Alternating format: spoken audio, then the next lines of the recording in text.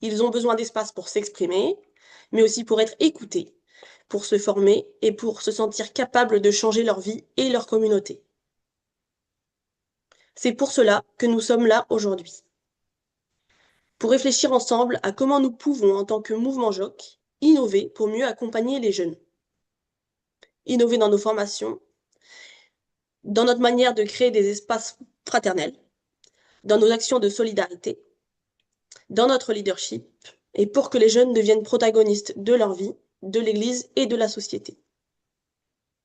Nous aurons la chance aujourd'hui d'écouter 4 intervenants qui nous accompagneront dans cette réflexion.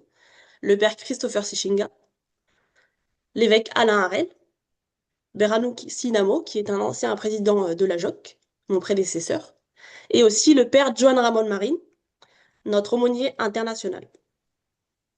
Merci à chacun de vous d'avoir accepté de partager votre temps, vos expériences et vos convictions avec nous aujourd'hui. Votre soutien est très précieux pour notre mouvement. Et je voudrais aussi dire merci à chacun et chacune d'entre vous, responsables et délégués des mouvements nationaux, pour votre engagement. Je sais que ce n'est pas toujours facile et que les contextes sont parfois même très difficiles. Mais grâce à vous, la JOC continue d'exister, d'accompagner les jeunes et de faire entendre leur voix, et vos voix. Je souhaite que cette formation vous inspire et vous donne des idées et de l'énergie pour continuer votre mission dans vos pays dans les années à venir, notamment entre 2025 et 2029, les années sur lesquelles nous sommes censés travailler le thème et qui a été choisi. Un grand merci aussi à l'équipe du secrétariat international, mes collègues, qui travaillent pour rendre ces moments possibles, souvent dans l'ombre, mais avec l'envie de servir et de remplir la mission qui nous a été confiée. Merci à tous ceux et celles qui ont contribué à faire une réalité de cette formation et du Conseil international qui suivra. Aujourd'hui, nous prenons un temps pour nous informer, nous former, pour réfléchir, pour échanger, mais aussi pour rêver ensemble. Rêver à une église qui marche avec les jeunes, à une jeunesse qui transforme ses réalités, à une JOC qui reste un espace où chaque jeune peut découvrir qu'il a de la valeur et qu'il peut agir, et qu'il peut changer le monde autour de lui. Que cette formation soit pour nous un moment de ressourcement, de motivation et de fraternité. N'ayons pas peur d'oser, d'innover, de rêver grand, parce qu'ensemble, nous pouvons continuer à faire vivre la mission de la JOC là où nous sommes, avec ce que nous avons, pour et avec les jeunes. Merci à chacun et chacune de vous pour votre présence aujourd'hui. Je vous souhaite une excellente formation, dans la joie, l'espérance et la fraternité qui nous unissent tous et toutes. Bon webinaire à tous.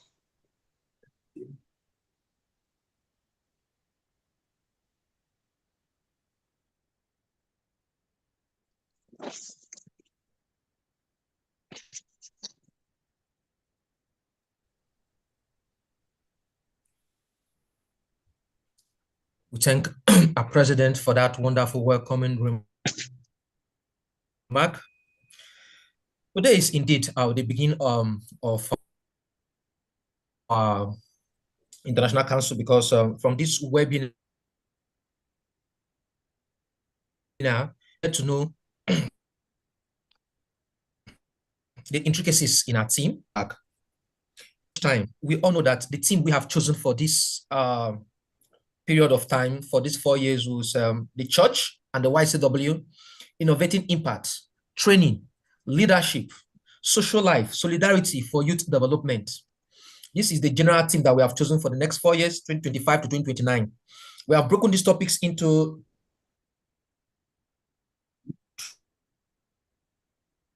3 segments, and we will be calling on the first speaker to give us, it's not so new to us because he was a regional chaplain. His name is from the Diocese of Mungochi in Malawi. He was ordained a priest in 2012.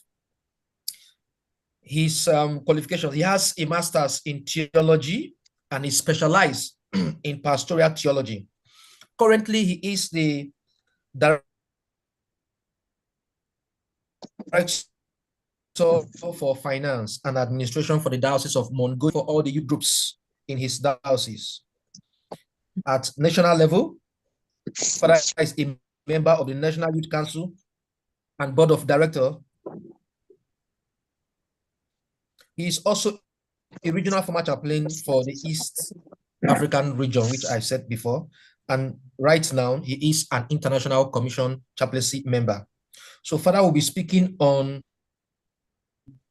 training for transformation, rethinking educational frameworks in YCW. So I urge all of us to keep our pen handy as we listen to his presentation. Father, you have 20 minutes. Welcome, Father Christopher Sechingi. The floor is yours.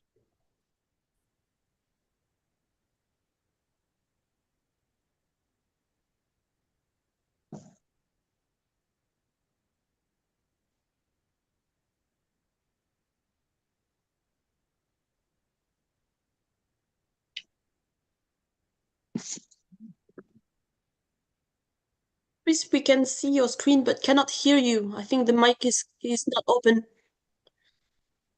Father, omit your mic. Omit your mic. Your mic is still muted.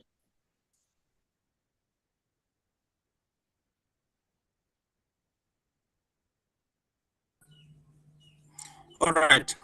Can you hear me now? Yes. Yes. Loud and clear. All right. Thank you so much. And I'm very glad to join you in this training.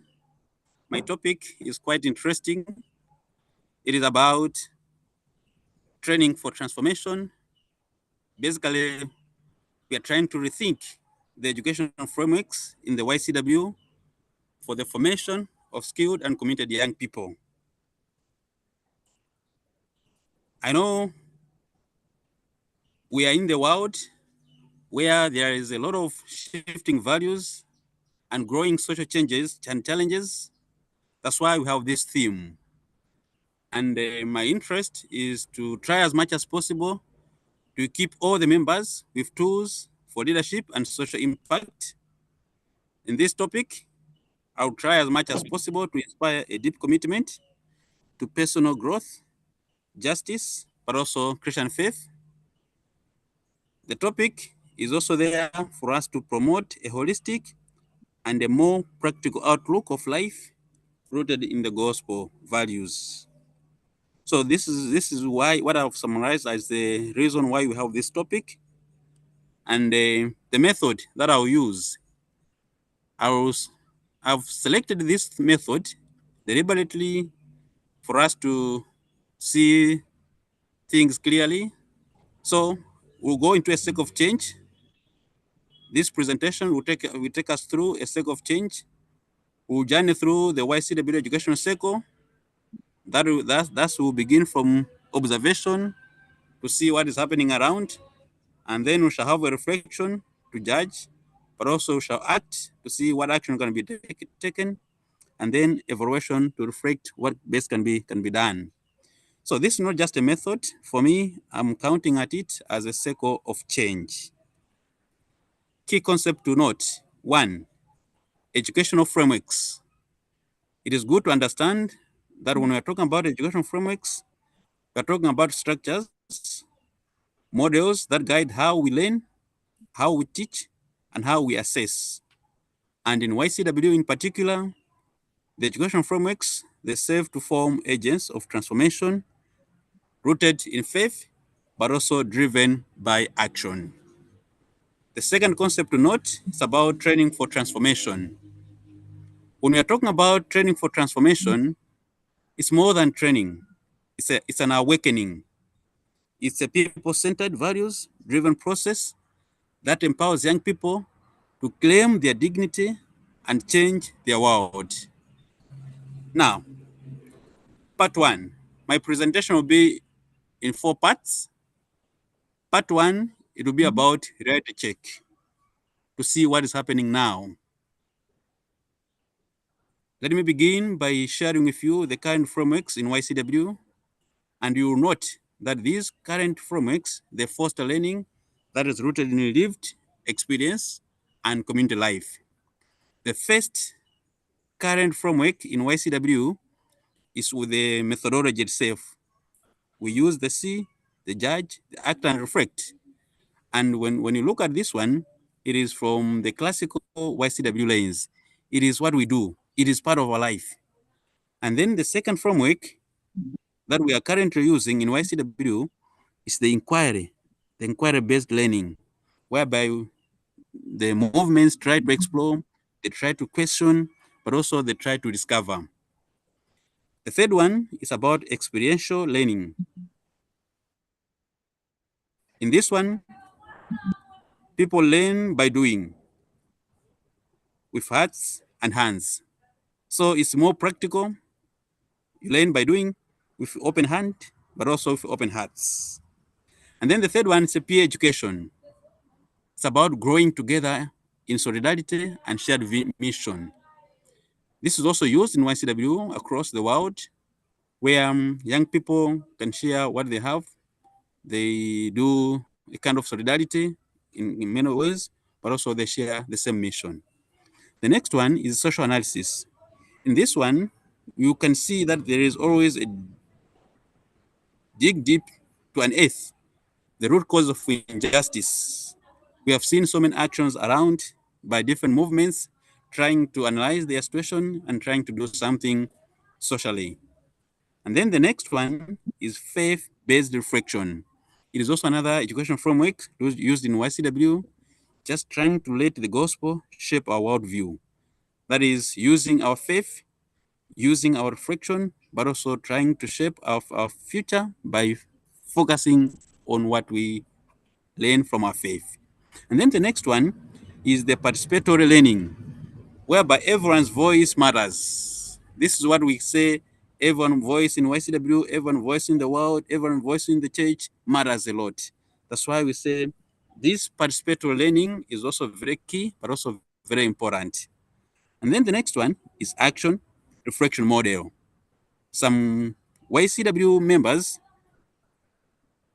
they move from action to wisdom, then back to meaningful action. This is very interesting. And you agree with me that some movements, they try as much as possible to act with wisdom, but then after action, they go back and do a kind of reflection.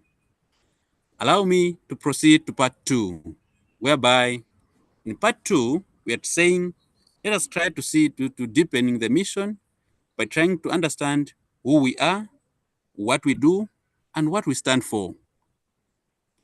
So first of all, who we are the YCW.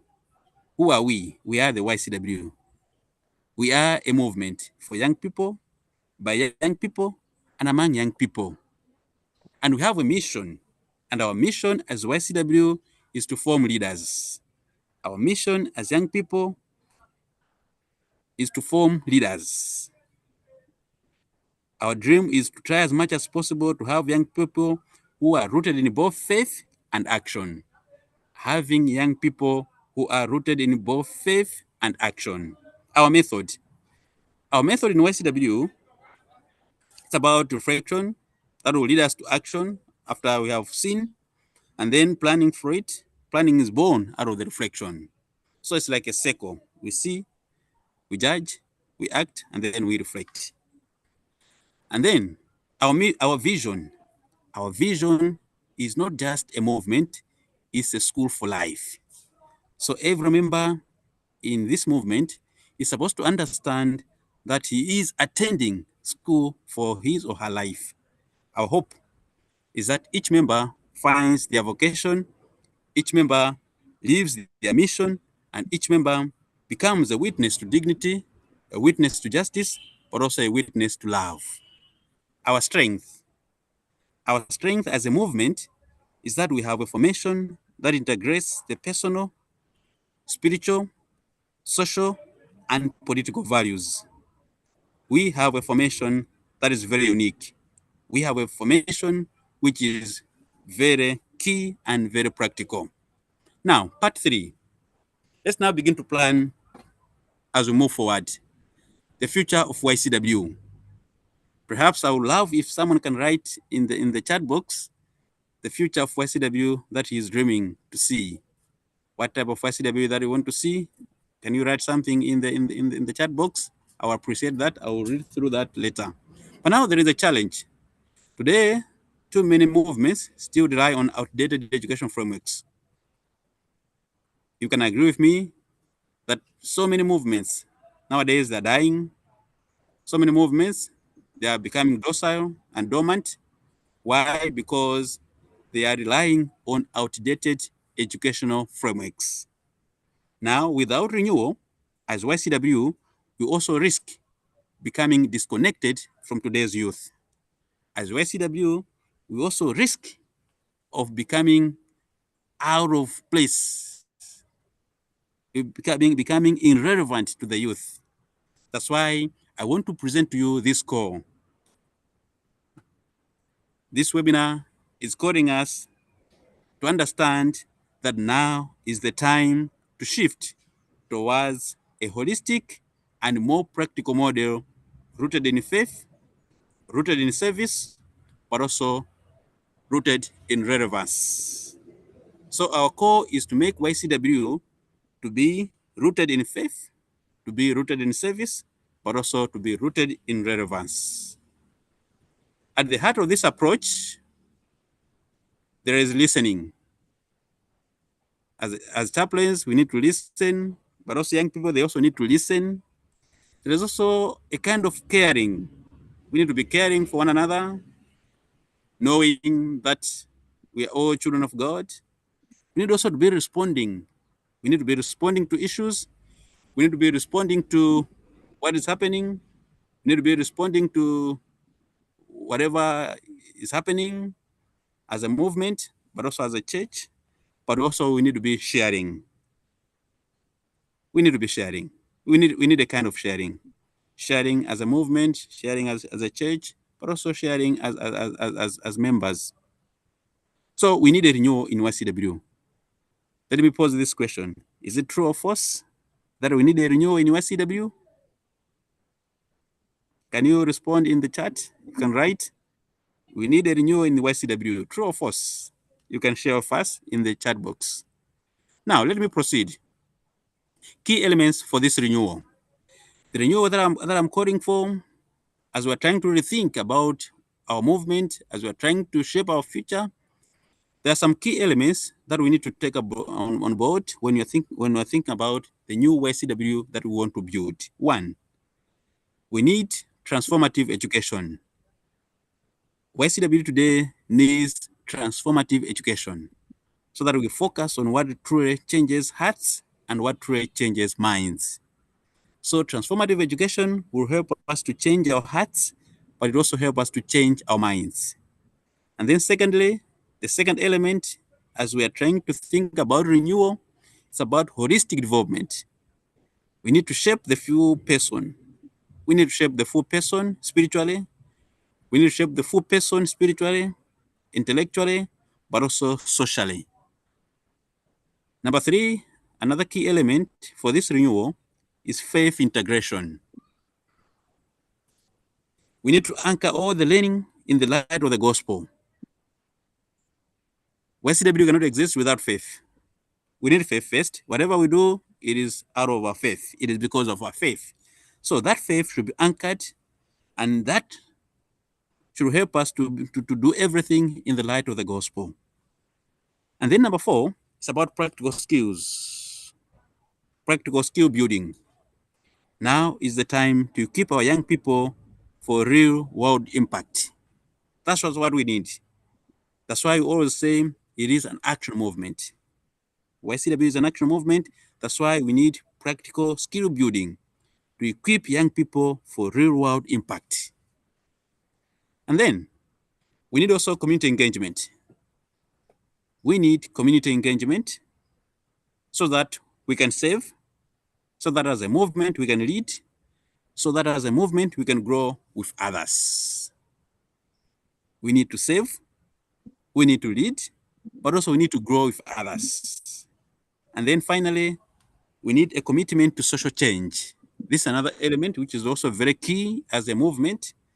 We need a very strong commitment to social change to make justice not just a dream, but a mission. Now, let me conclude with part 4. What next now? After thinking about all these, after looking at the current education frameworks, after observing, after analyzing, what next? Two things are key, the evaluation and the vision. We need to evolve. we must ask ourselves the hard questions and commit boldly. And in trying to ask ourselves bold questions, let's examine the 5 passwords for renewal. Because we're talking about renewal. We're talking about the new YCW that we want to build. So we need 5 things. 1, structures. Are we organized to thrive post-COVID-19? How are our structures from section, from diocese, from the regions, at international level? How organized are we? Are we still strong? Do we still stand strong? Do we still stand together as a movement? It is time to rethink about our structures. And then number 2, it is also time to think about our activities. Do our actions reflect our purpose and reach today's youth? What is it that is happening in our movements? What is it that is happening in the national movements? What are the activities? Are they relevant? Are they speaking to the times, to the signs of the time? Are we still relevant by our activities? And then number 4, it's about accompaniment. For us to adopt this renewal, we need accompaniment. Everything by young people, nothing without the chaplain. So we need mentors who can walk with us like Christ on the road to Emmaus. We need people who can accompany us, who can be there with us. That's why we need chaplains, we need other companions for us to be successful. And then we need literature.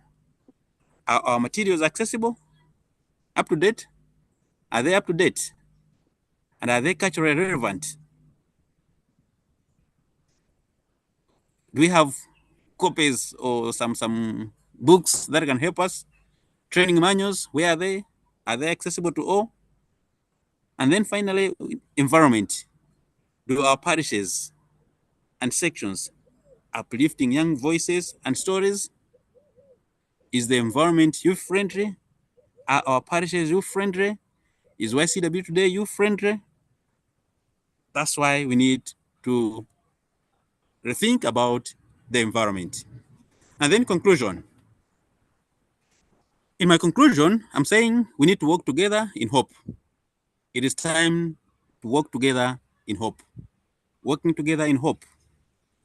Dear young people, dear chaplains, and other companions, now is the time. Let's adopt a synodal, inclusive, and gospel-centered approach to education and formation. Together, we can journey towards a YCW that is truly an action movement. My dream, my prayer is that we should build the YCW which is vibrant, which is relevant, and transformational. This is the YCW we want. This is the YCW that we are longing for. This is the YCW that young people are longing for. A vibrant movement, a relevant movement, and transformational movement. And for our discussions, I'm bringing to our attention these 2 key questions for our reflection. What practical steps can we take to adopt a more holistic and relevant approach to YCW as an action movement? What practical steps can we take to adopt a more holistic and relevant approach to YCW as an action movement? And then secondly, how can we ensure the YCW continues to grow, to flourish, and serve young people in the future? How can we ensure the YCW continues to grow, to flourish, but also to serve young people in the future? And that's my conclusion. Thank you. Thank you so much.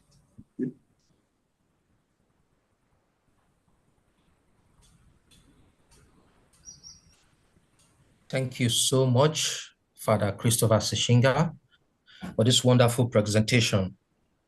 Father's topic was basically on training for transformation, rethinking educational frameworks in the YCW for the formation of skilled and committed young people. Father started with dividing his topic into 4 parts. The first part was reality check, what's happening now. Father went ahead with the second part, deepening the mission. Who are we and what do we stand for? Father went further to give us the third part, planning forward, the future. A man without a future is not a man at all. And then he concluded with the fourth part, what next? The evaluation. But I thank you so much for this presentation. All those of us that have questions, we can keep our questions so that by the time we finish with the speakers, we can take them all at once. So we are going with the second speaker. Our second speaker for today is no other person than our bishop, Bishop Alan Harrell. Bishop Alan is the current Catholic Bishop of Seychelles. His full name is Jean Baptista Allen Harrell. He was born on the 24th of June, 1950. He just celebrated his birthday in Mauritius. He was ordained a priest on the 3rd of September, 1978. Wow. Bishop, he was ordained a bishop. His episcopal ordination was on the 8th of December, 2002. My Lord Bishop has his mentor as St. John the Baptist, whose motto is such is my joy and it is perfect. We must grow up and I must decrease. So Bishop's mentor or patron is St. John the Baptist. Bishop today will be sharing his experience on how he has journeyed with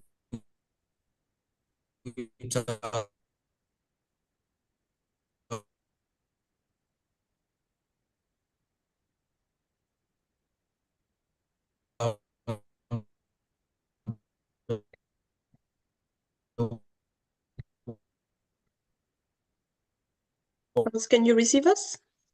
Moi, je reçois, oui.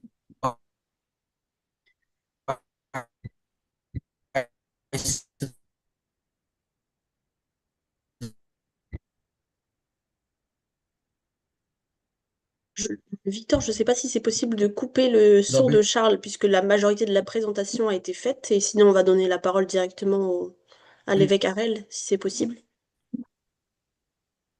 Impeccable. Ouais, je pense qu'on peut continuer avec le. Père, la parole est à vous. Très bien. Tout d'abord, bon après-midi à tous et merci pour cette invitation.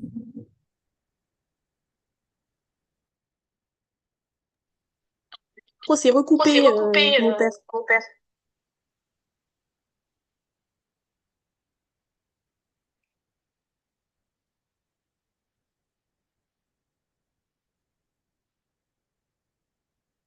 Je pense que c'est quelque chose.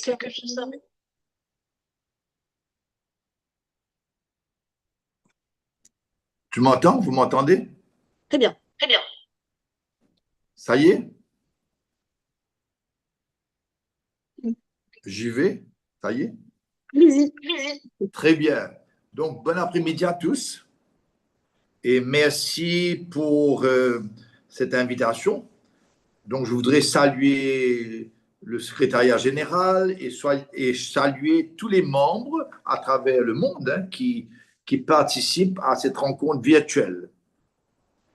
Alors, je voudrais, moi, pour ma part, tout simplement, partager mon témoignage et comment l'Action catholique m'a façonné en tant qu'humain, ensuite comme prêtre aussi, prêtre humain, et comme évêque.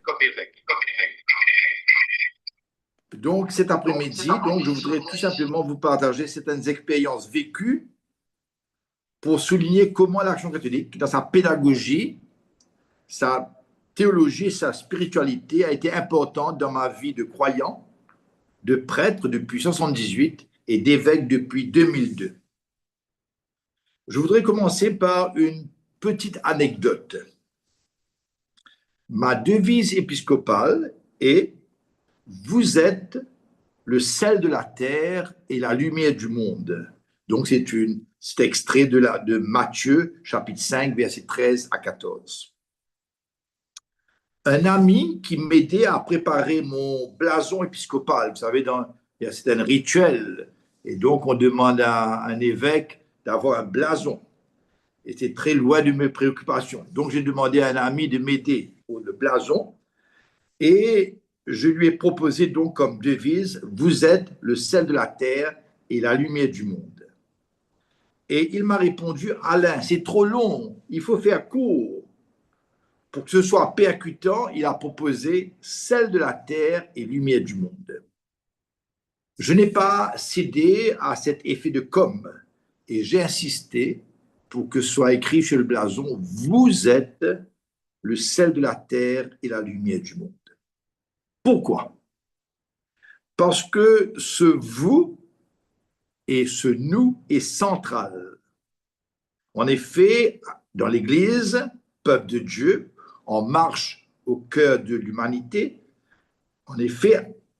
c'est en effet en Église, ce peuple de Dieu en marche au cœur du monde, c'est à cette Église que Jésus confie la mission de communiquer la saveur de l'Évangile et de témoigner de sa présence, lui, la lumière de nos pas. Le nous est premier. La vocation baptismale est le fondement de toute vie chrétienne et de toute mission. Les fidèles laïcs, les religieux et religieuses, les ministres ordonnés sont tous convoqués par Dieu dans la puissance de l'Esprit Saint pour former une famille dont le centre est Jésus, afin de témoigner de la bonne nouvelle, toujours nouvelle. Certes, dans cette communauté de disciples, les charismes sont variés, les responsabilités différentes, mais la mission est commune. Donner, entre guillemets, un coup de main à Jésus pour construire le royaume de Dieu, un chantier qui commence déjà au cœur de l'histoire humaine. Vous, jeunes de la JOC, vous n'êtes pas appelés à aider les prêtres et les évêques dans leur mission, à leur rendre service. Non, vous êtes appelés par le Christ à être témoins et artisans du royaume. Les ministres ordonnés qui sont au service de votre mission ont la responsabilité de vous aider dans votre mission. Saint Augustin disait: avec vous, lui qui est un évêque, il disait: avec vous, je suis chrétien, et pour vous, je suis évêque. Donc ça, c'est le premier point à partir de ma propre expérience que je voulais partager.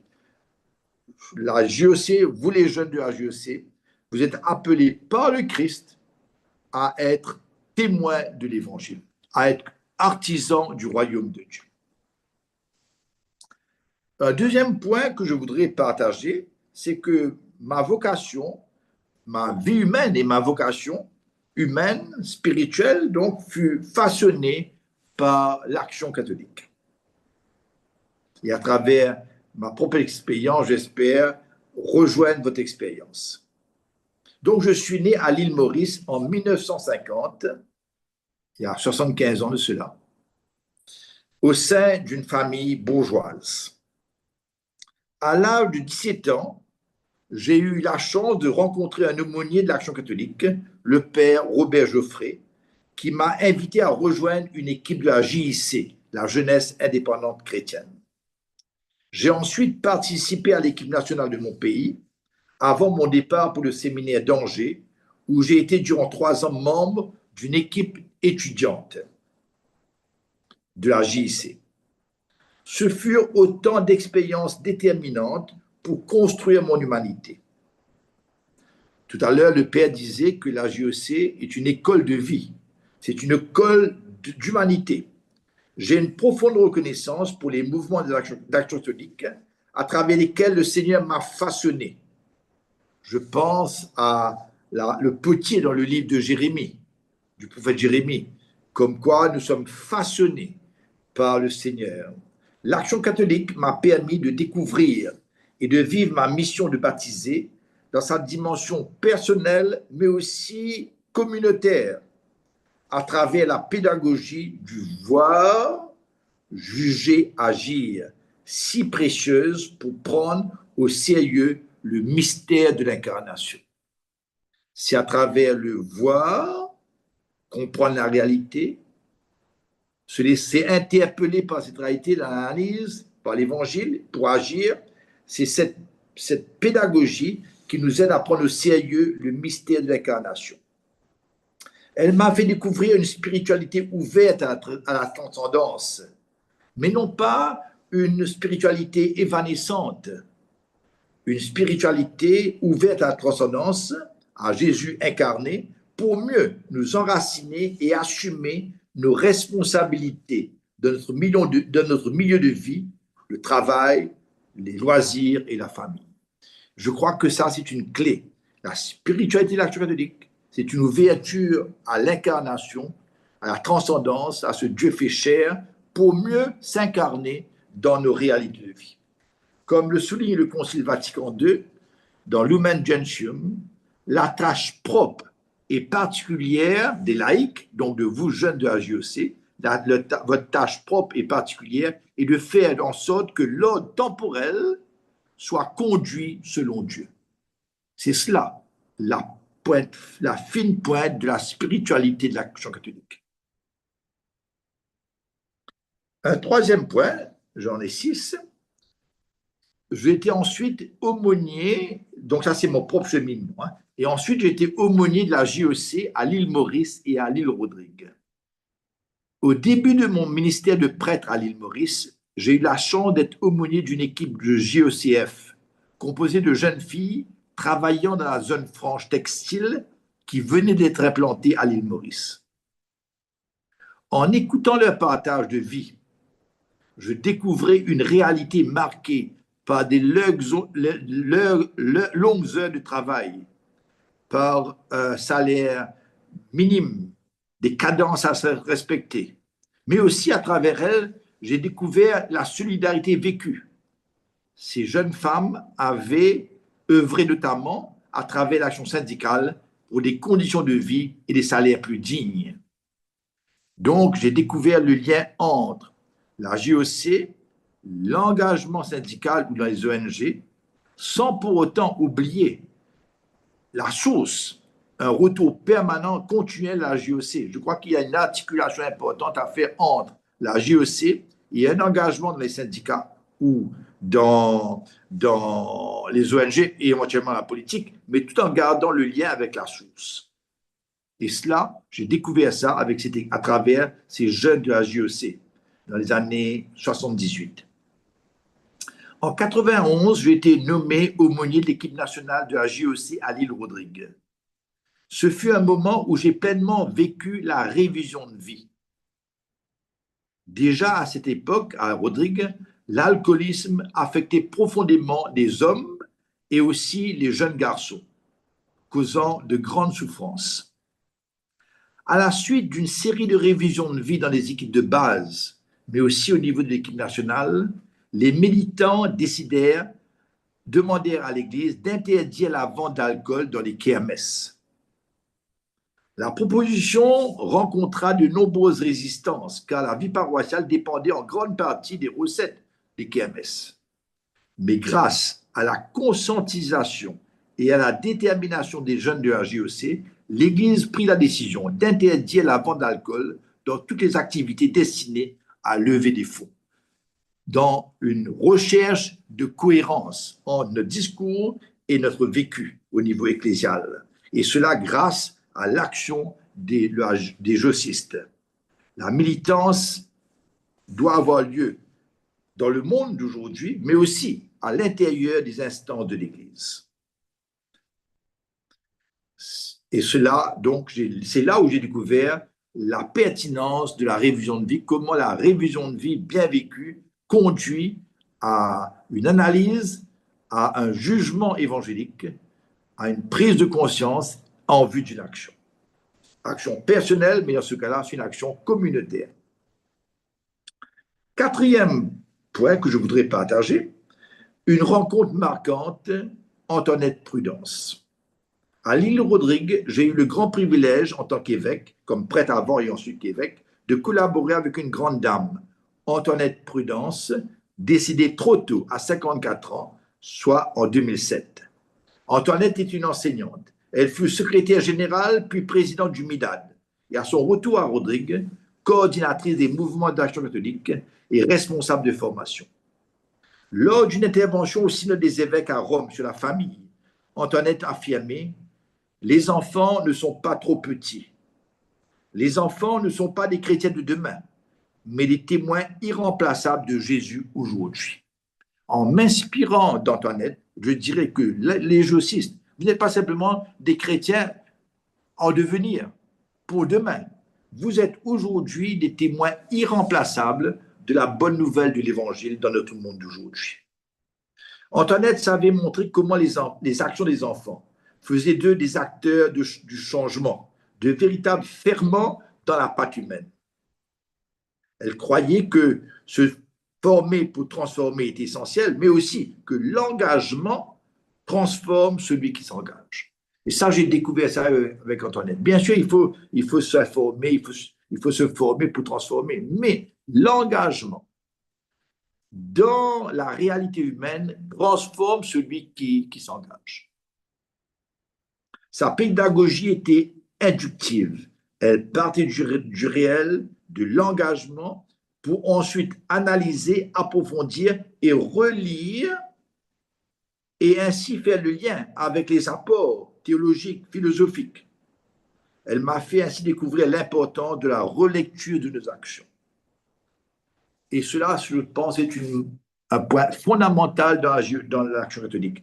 Il faut prendre le temps, après le voir, juger action, et prendre le temps de relire nos actions pour y discerner les transformations advenues, personnellement, mais aussi au sein de la communauté, et aussi les traces de la présence agissante de Jésus. Elle insistait, le voir, juger, agir, devait déboucher sur la relecture et la célébration. La célébration n'est pas réservée simplement au prayer and worship. Dans l'action catholique, nous devons, au terme d'une relecture, prendre le temps de célébrer Jésus ressuscité au cœur de nos vies. Une relecture, elle aimait beaucoup, et nous avons fait beaucoup de rencontres à ce sujet, elle aimait beaucoup pour la relecture reprendre les pèlerins d'Emmaüs. Une relecture à reprendre sans cesse et à revenir sans cesse sur ce très beau texte des pèlerins d'Emmaüs. Cela, j'ai découvert avec Antoinette et je voulais vous partager cette expérience. Et enfin, 2 points. Alors, le 5e point, une refondation en marche aux Seychelles. Donc, depuis l'an 2002, je suis évêque aux Seychelles. Aux Seychelles, un redémarrage de la JEC est en cours grâce à quelques jeunes dynamiques. Ils sont une trentaine de jeunes qui sont en mouvement. Et ce matin, 10 d'entre eux étaient en formation. Et ils ont la chance d'être accompagnés par Nadia, une laïque, dame laïque, et mère de famille, qui a des responsabilités importantes dans l'audit et qui a une grande cohérence entre ce qu'elle vit et ce qu'elle enseigne. Alors, il est très important, alors donc j'ai beaucoup d'espérance qu'à partir de ces jeunes, et la JOC pourra se développer aux Seychelles. Et aussi grâce aussi au soutien d'un jeune prêtre Aubrey. Il me semble qu'il y a un problème. Vous m'entendez? J'entends. Ok, je termine donc. Et voilà, ils sont aussi l'aide d'un jeune prêtre, Père Aubrey, qui vient d'être ordonné. Alors, mais il est très important, et je profite de cette occasion, il est très important que ces jeunes soient en lien avec d'autres militants de la JOC, tant au niveau régional qu'international, afin de consolider cette refondation et qu'ils puissent découvrir la richesse de la pédagogie du mouvement. Enfin, je terminerai en espérant que je ne suis pas trop long, je ne suis pas trop bavard, je termine, une parole d'encouragement. Alors, je voudrais féliciter l'équipe nationale et internationale plutôt. Je voudrais vous féliciter. Je voudrais aussi rendre grâce pour tous les jeunes de la JEC et en 2025. Je rends grâce pour vous, jeunes, d'avoir pris en main le flambeau allumé par votre fondateur, le cardinal Cardine. Plus que jamais, le monde, et particulièrement les jeunes, le monde a besoin de votre témoignage. Par vos actions de transformation, en lien et en cohérence avec vos paroles d'interpellation et d'espérance, soyez le sel de la terre et la lumière du monde. Je souhaite également que vous puissiez disposer des moyens nécessaires, entre autres grâce au soutien d'agences de financement catholique, pour réaliser vos projets de formation. Je crois que c'est un appel, s'il y a d'autres évêques qui m'entendent, et aussi les instances du Vatican. Je crois qu'il est très important qu'on donne les moyens à JOC international pour poursuivre votre mission, parce que la mission de l'Action catholique est essentielle dans ce monde en difficulté où il y a tant de défis pour être des artisans du royaume de Dieu. Donc, je souhaite que les évêques vous encouragent et valorisent vos initiatives pour témoigner de l'Évangile en œuvrant pour un monde plus juste et fraternel. Les jeunes travailleurs ont tant besoin de la JOC pour espérer un monde de plus grande justice et fraternité. Bref, pour que se réalise ce rêve de Dieu nommé le royaume, pour lequel Jésus s'est engagé jusqu'au bout, par sa mort et sa résurrection. Voilà ce que je voulais partager rapidement, mais à travers mon témoignage de vie, j'espère avoir souligné certains points qui me semblent fondamentaux pour que la JOC reste dynamique et joue pleinement sa mission dans le monde d'aujourd'hui. Voilà, merci de m'avoir écouté, votre patience.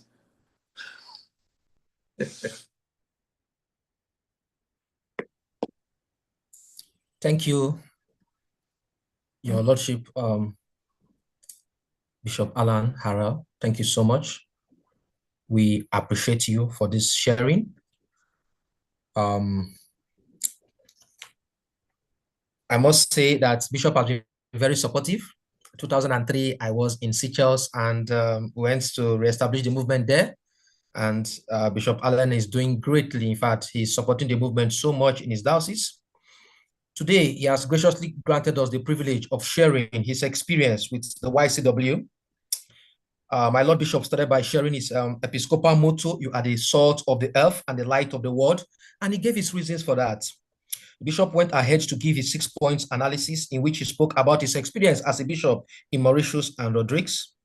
And that in 1991, he was appointed a YCW chaplain, and that was when he first got a first-hand information about the review of life, during which YCW in Rodrigues, through their activism, they stopped the intake of alcohol because it was endangering the lives of the youth.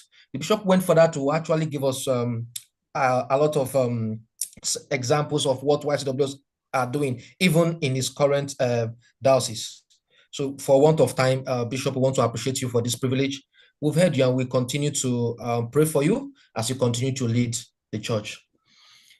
All right, our third speaker will be somebody that we know so much.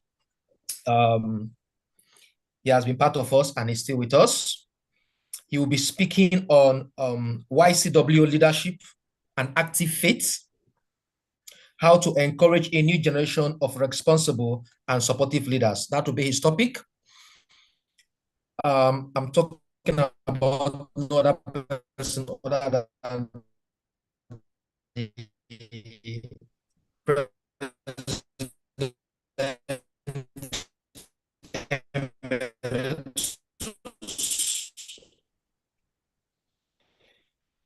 in the person of Behano Sinamo Deboch, leadership, faith-based engagements, and social justice, and he holds a master's degree of science of America. He also holds a master's of arts. Behano served as the international president of this great movement, ICYCW, leading youth empowerment and faith-based actions and faith-based action initiatives in over 50 countries through the Young Christian Workers Movement. Currently, Behano is based in Silver Spring, Maryland. Behanu works as a quality assurance improvement specialist at MBI Health Service in Washington, D.C. He previously served as a care coordinator and permanent supportive housing manager. Housing case manager with distinction. Behanu active in support youth movements all over and faith communities with a deep commitment. Join me in welcoming our former president as he leads us in this presentation. Behanu, you take the floor.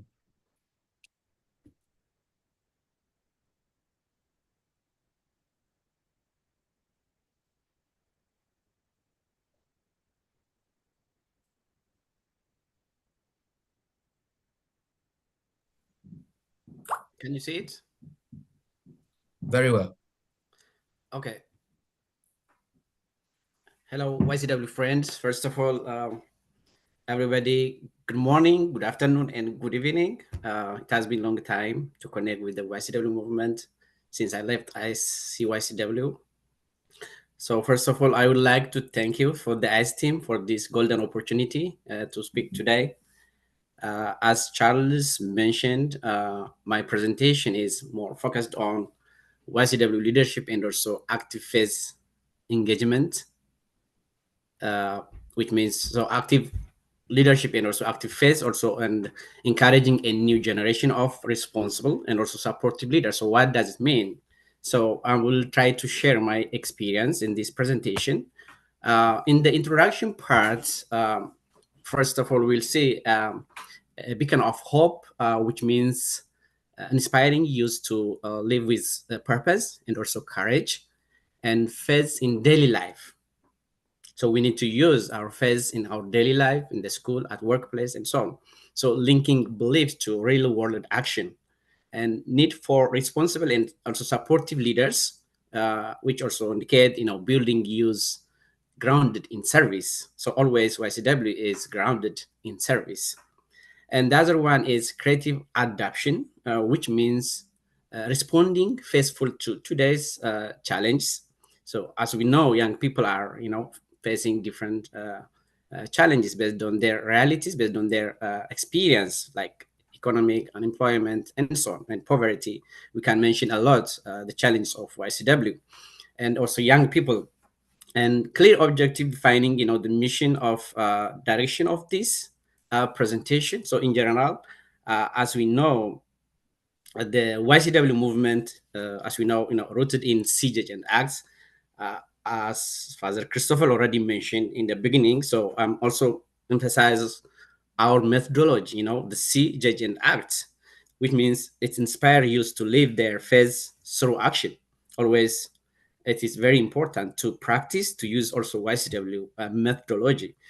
In today's fast-changing world, we need supportive, justice-driven, leaders to shape them. We can do, YCW must renew its mission. Always, renewal is very important. Its mission, and also adapt creatively or to adapt creativity.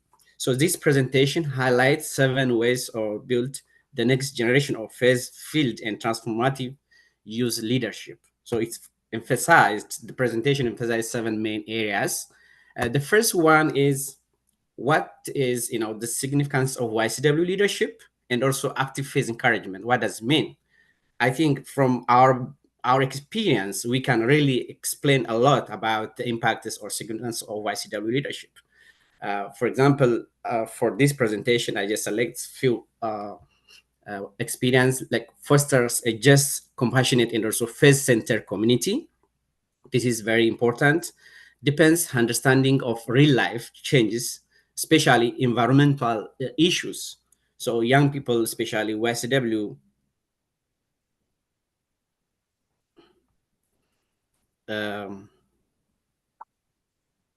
okay, Charles is asking to switch my camera.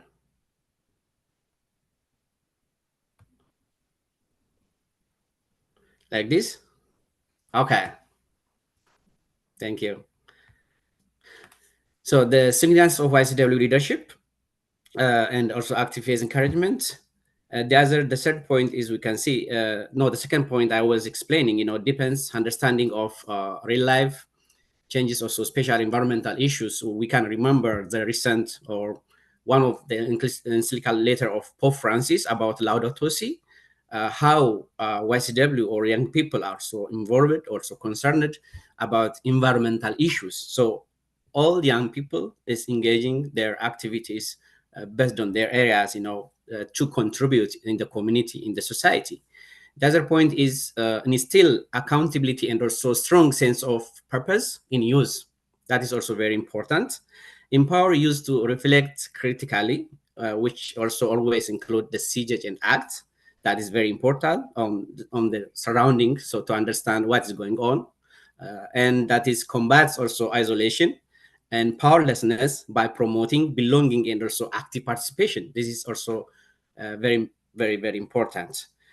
As we know, today's youth face, growing social, economic, and also more pressures from different angles. YCW empower young people through CJH and ACT, which means when example, when you see is there to see their reality, judge with the gospel values, to reflect according to the Bible, according to our spiritual experience, and ACT also to transform also the youth, to transform also the community or the society. Responsible leaders are also rooted in faith, justice, and also service.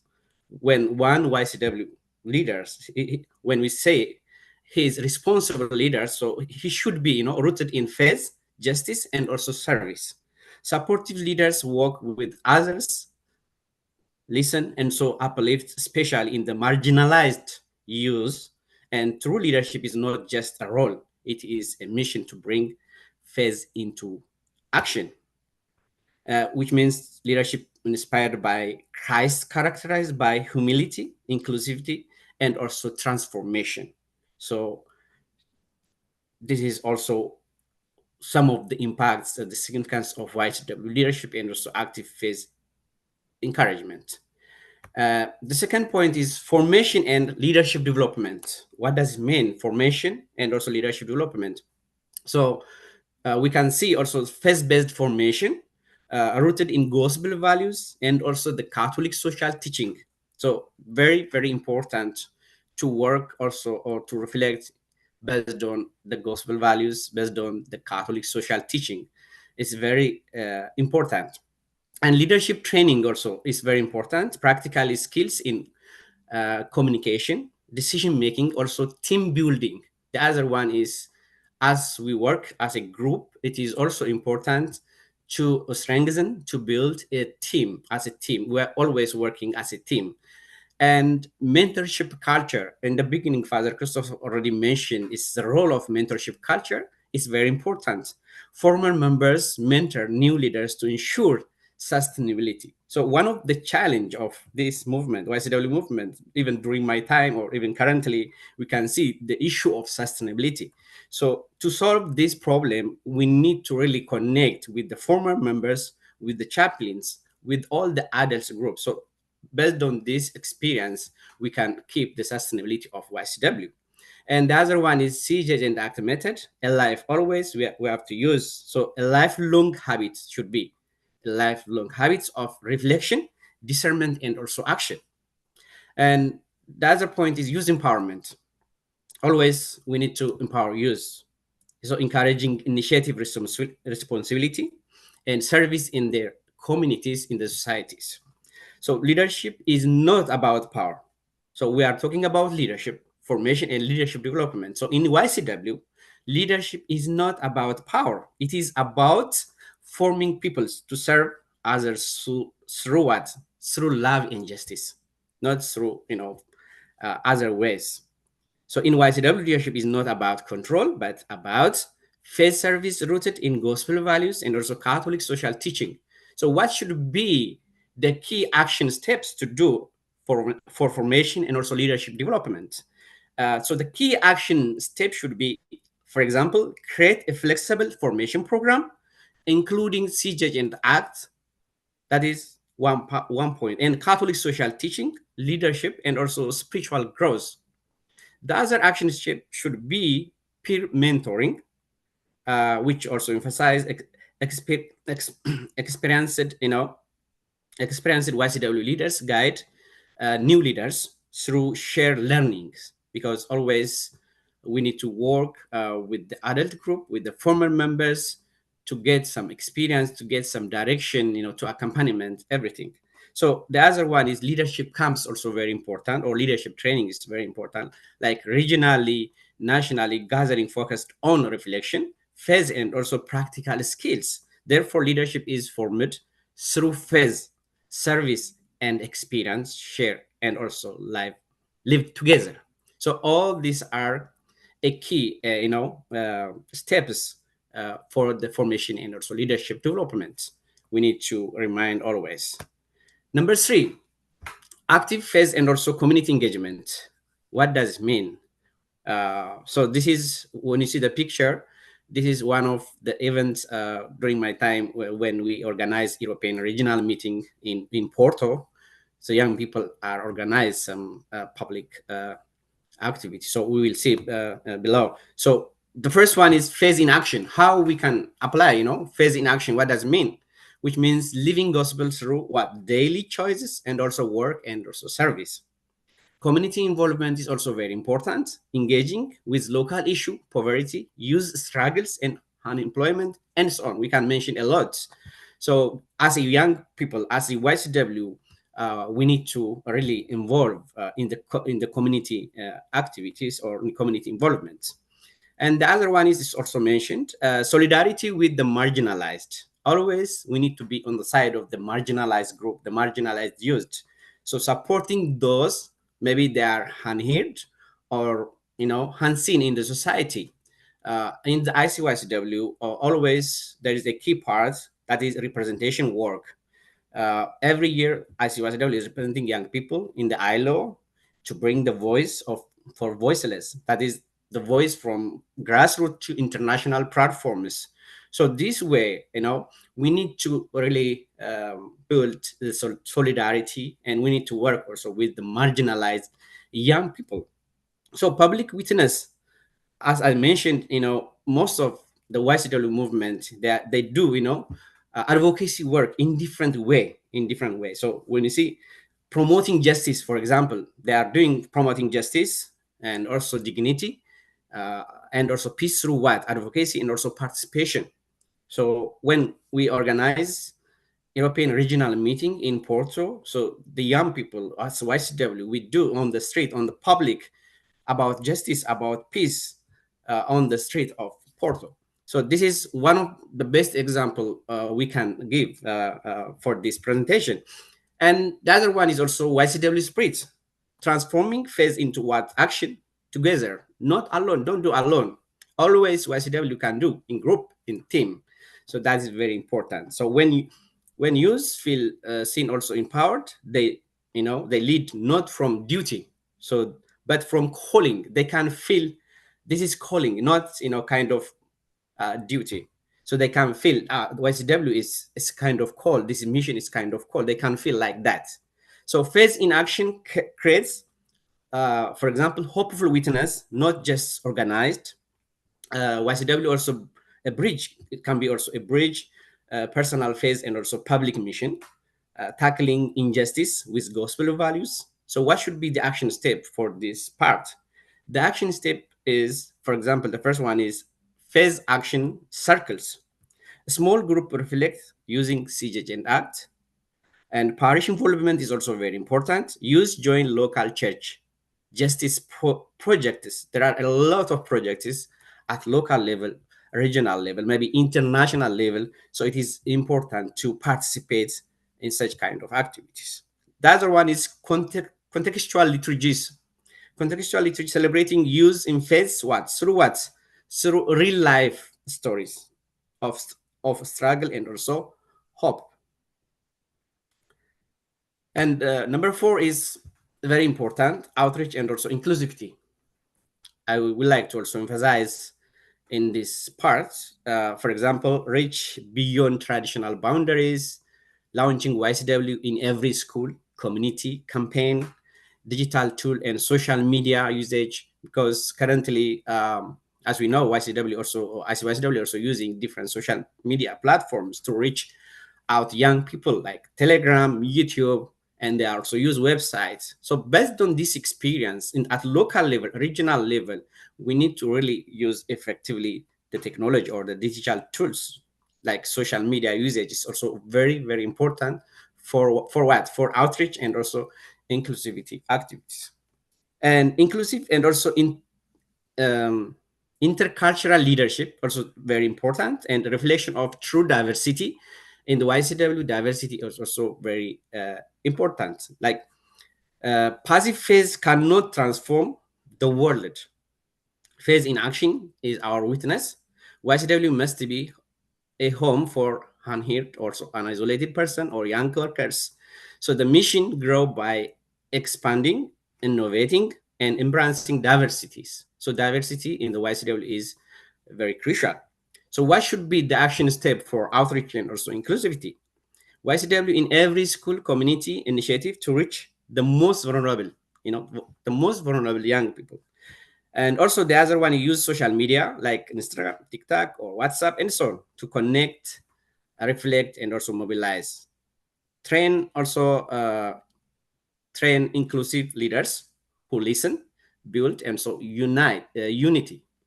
So the young people, the leaders should be listen, should be built, also should we build the unity or solidarity among the young people to reflect the diversity of the church.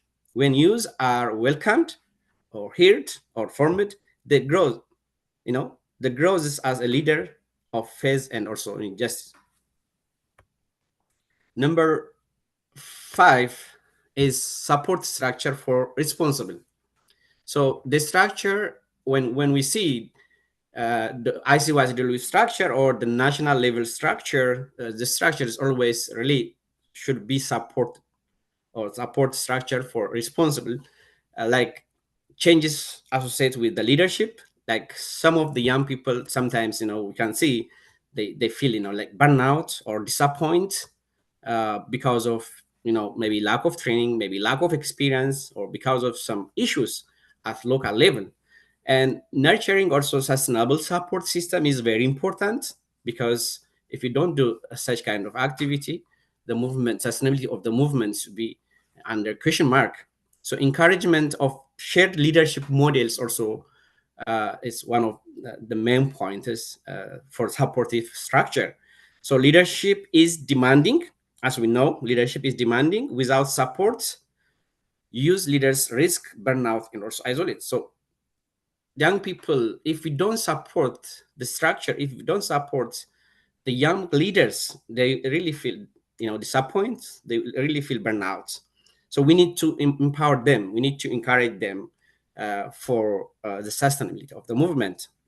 And the other one is fostering leader is also essential for healthy and long-lasting YCW movement. What should be the action steps? The action steps should be regular check-ins and also formation follow-up, like spiritual, personal, also emotional care is also very important. Create leader support network to share resources, communicate, and also encourage, promote shared leadership to prevent overload and also model gospel-based collaboration. A supported leader become a servant leader, and compassionate, humble, and strong.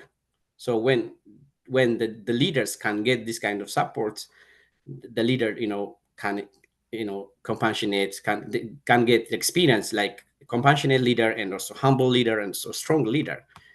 This is also some of the action step to support structure for the responsible. Number 6 is spiritual and vocational discernment, which also emphasized on context for vocational discernment, focused on vocation, mission, and also discernment. A regular spirituality accompaniment, testimonies for former YCW leaders. This is also very important. Sometimes when you do, training and also some webinars, you bring the testimony of the young people or the testimony of the former YCW member. This is also very important to get some of the experience for this spiritual and also vocational discernments. So testimony also very important. So Use today, as we know, the young people or YCW today seeks, meanings like purpose and also direction. YCW offers space for vocational discernment in all walks of Christian life. What should be the action step? The action step should be organized like retreats focused on vocation, work, and also real life purpose. Provide spiritual accompaniment by trained chaplains or lay mentors. Share testimonies from former YCW leaders who found their calling through what? Through the movement. YCW is a school vocation where faith, work, and mission unite to reveal one's true calling. The last point I would like to emphasize on sustainable movement building. A new generation of leaders, healthy, flexible, and visible, should be healthy, flexible, and visible. Sustainable cycle of leadership, construct easy routes of leadership, engage the former YCW leaders as a mentor and also trains, which means YCW must ensure its structure is flexible, healthy, and also future ready. So if you don't do all these procedures, all these steps, so the movement can be in difficult situation, can be maybe decline, or the movement can be affected by some of the problems. And the goal is not just growth, but lasting cycle of leadership and also formation. Action step, in this case, sustainable movement on building. The action step should be create clear leadership pathway. It's very important when we are working with the young people, with the YCW. So we should create a clear leadership pathway. Like members, like cell leader are responsible, regular adapt formation programs based on local feedback, promote sustainability, economic, environmental, and also spiritual, like Laudato Si, as I mentioned before. A strong YCW structure today ensure three main points: faithful, empowered, and also ensure faithful, empowered leaders tomorrow.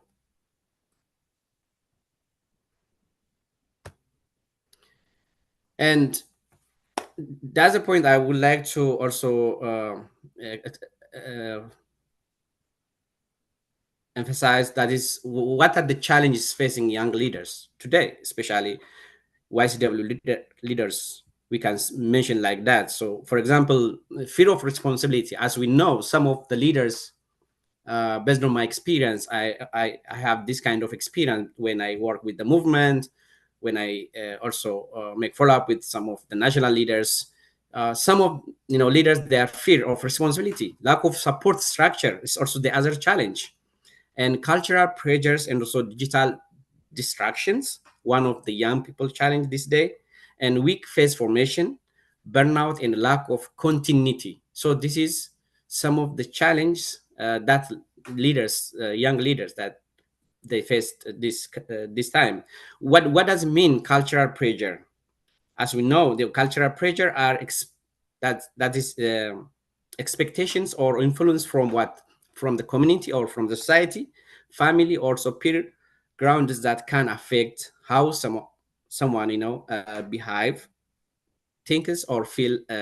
Like example, expectation about appearance, gender roles, or lifestyle maybe, and was trying to fit into what popular trends or group norms. Digital distraction refers to what? Interruption, the interruption or also loss of focus caused by digital devices or platforms like smartphone, social media, video games. We can mention a lot, constant notification. Example, sending hours on the TikTok. They spend playing some games on Instagram or YouTube, getting distracted during the study or work, during work time, and also pray because of the message of the alerts, and also difficult saying also presence of focused due to online content. So this is some of the challenge I would like to share with you today. Young people are facing. In summary, oversees social realities. It is very important. Responsible and so supportive leaders, relevant, also impactful, and Christ's humility and also compassionate as a source of inspiration. Expand reach to isolated and also diverse use action step to develop such leaders, which means always YCW empowers youth to leadership through what? Through faith, justice, and also the see, judge, and act method. Today's world demands supportive, service-oriented leaders. Leadership is not about status, but selfless service in Christ's spirit. What should be the action step? The formation priorities. Courses on Catholic social teaching is very important. Leadership, also training is also important. And peer campus reflection circle for faith and also skills. Parish involvement in social justice action. Use technology to connect with the isolated youth, to reach out to most young people. You have to use effectively the social media. Provide a spiritual and also emotional support system is also very important. So faith in action, not passive belief, transform society and also sustain YCW mission across generation. In conclusion, principle of faith, justice, and community engagement, observe social realities through the lens of Christian values is very important. Enable youth to deal with economic and also moral pressure, remaining relevant and also impactful. Faith is not separate from action. Faith without work is dead. James 2:17. YCW forms responsible and also supportive leaders through see, judge, and act approach. Leadership is not a status, but humble, Christ-like service. The movement must involve with what? With inclusive leadership, digital outreach, and also peer mentoring. Mental, spiritual, and also community care are vital for sustained leaders. Empowered youth become an agent for justice, hope, and also transformation. A responsible is not someone who knows everything, but someone who wants to listen, serve, and also grows. A responsible is not someone who knows everything, but someone who wants to listen, serve, and also grow. So this is some of the reference what I used when I conduct my presentation. So if you have any question, you're most welcome. Thank you for your attention. Sorry, I think I used more time. Charles, over to you.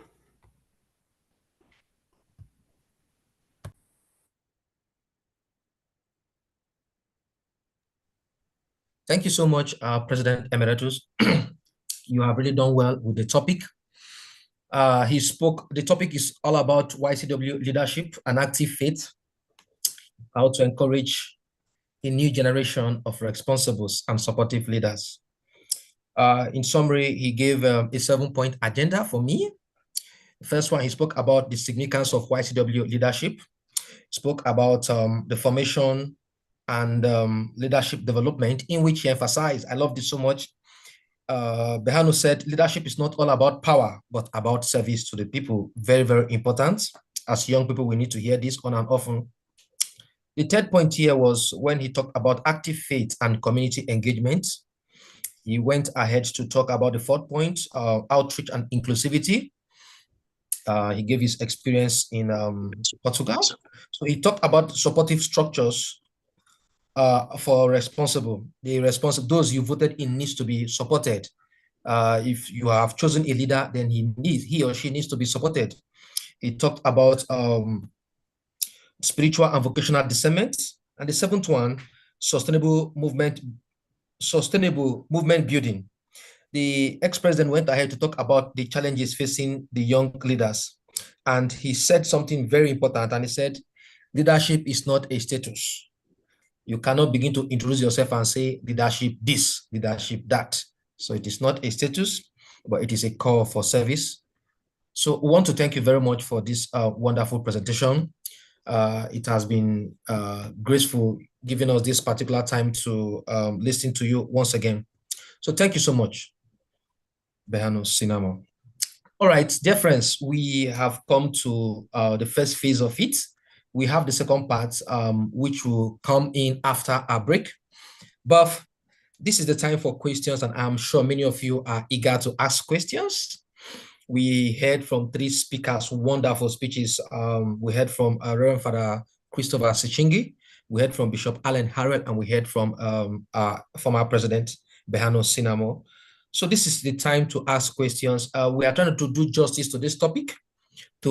This is a breakdown of the larger topic, the church and the YCW, innovating impact. So if you have any question, this is the time. You can indicate by raising up your hand in the, maybe in your DM, just raise up the question emoji there so that you can be given the floor. This is the time for questions. After the questions, if there's time, we can take 1 or 2 sharings, but this is the time for, if you have any question for any of the speakers, please, this is the right time.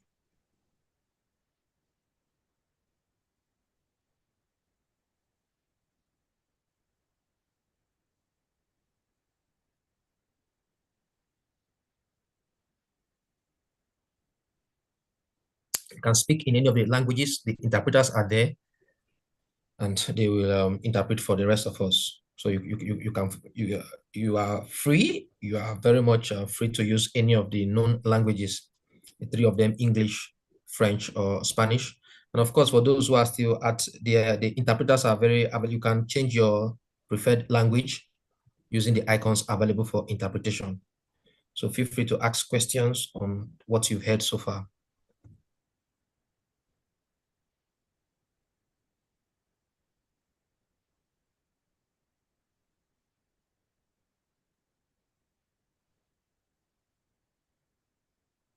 Questions?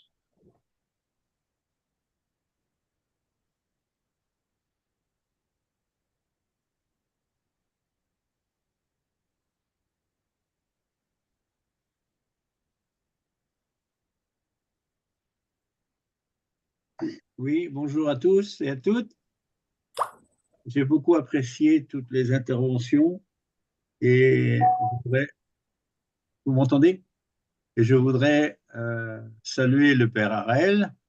On s'est rencontrés à l'île Rodrigue et j'ai beaucoup apprécié toute son intervention et j'ai bien entendu l'appel final pour que l'ensemble des évêques soutiennent la JOC.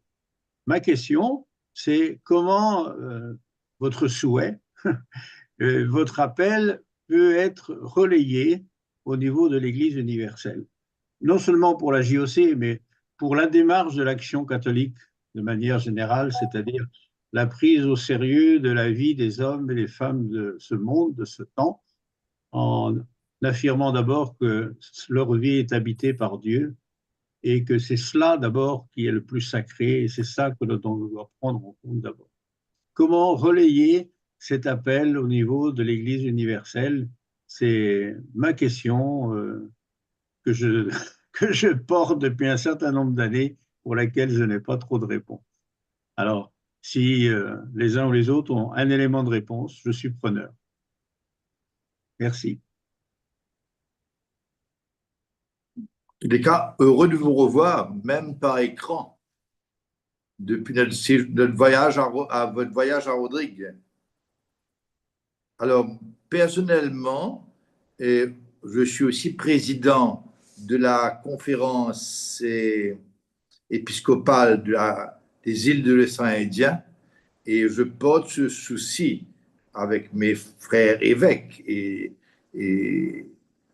c'est ça, c'est j'essaie de le non, je suis sensible à cela. Mais c'est vrai qu'au niveau de l'Église, par exemple, lors de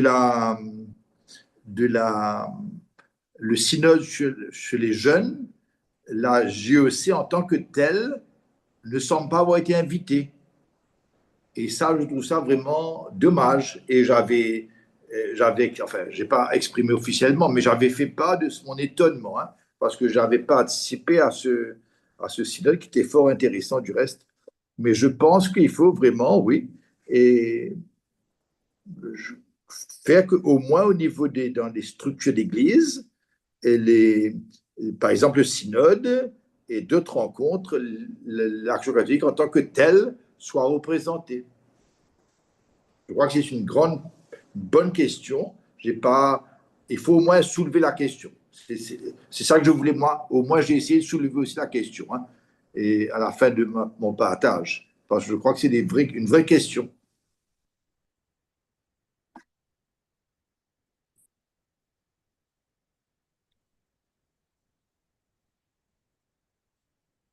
Thank you, Bishop Alan Harrell, for giving a little expose and explanation on that. Any of the speakers can contribute to the question Father Bernard put across. Father Bernard, thank you for that question. He's one of our very strong chaplaincy commission member who has been helping the movement for years. So this is a very important question, as Bishop Harry have said. So if any of the speakers have any additional comment to make in addition to what Bishop Harrell have said, the person is also welcomed. I can also see Bishop Lisano Christo. My Lord Bishop, welcome. He's just joined us. So welcome to this webinar. If you also have one or two things to say, you can indicate and we'll give you the floor. But right now is the time for questions on the topics that has been heard. If any of the speakers want to speak, they can as well come in, or if you have any addition, any subtraction, if you agree or disagree with whatever any of the speakers have said, you can as well bring out your ideas to the table. We are all one in this journey in developing the militants for the church.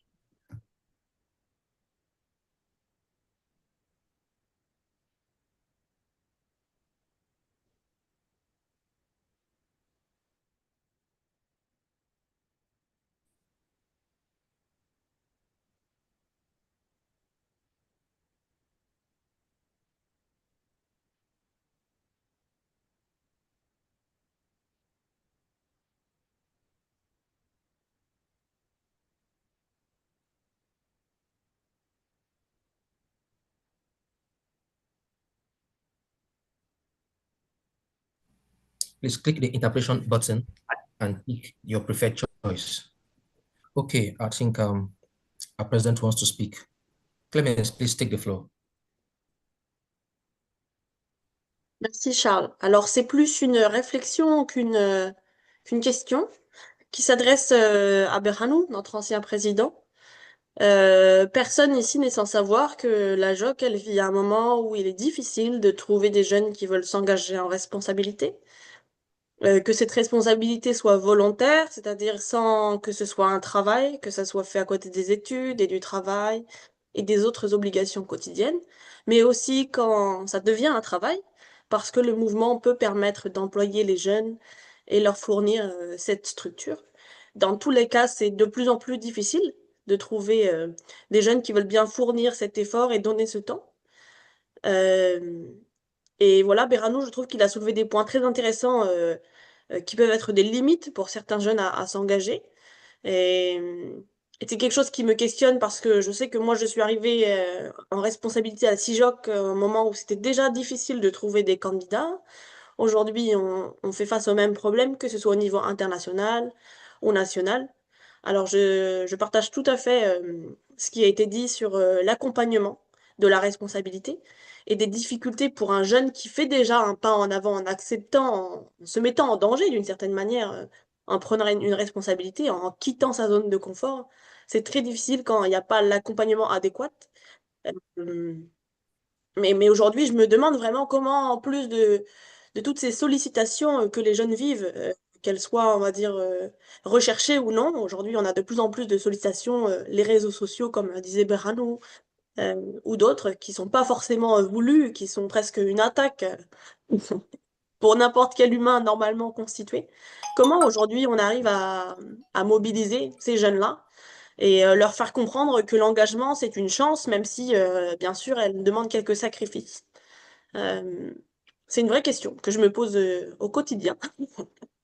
J'ai pas encore la réponse, alors j'espère qu'un jour on trouvera la réponse ensemble.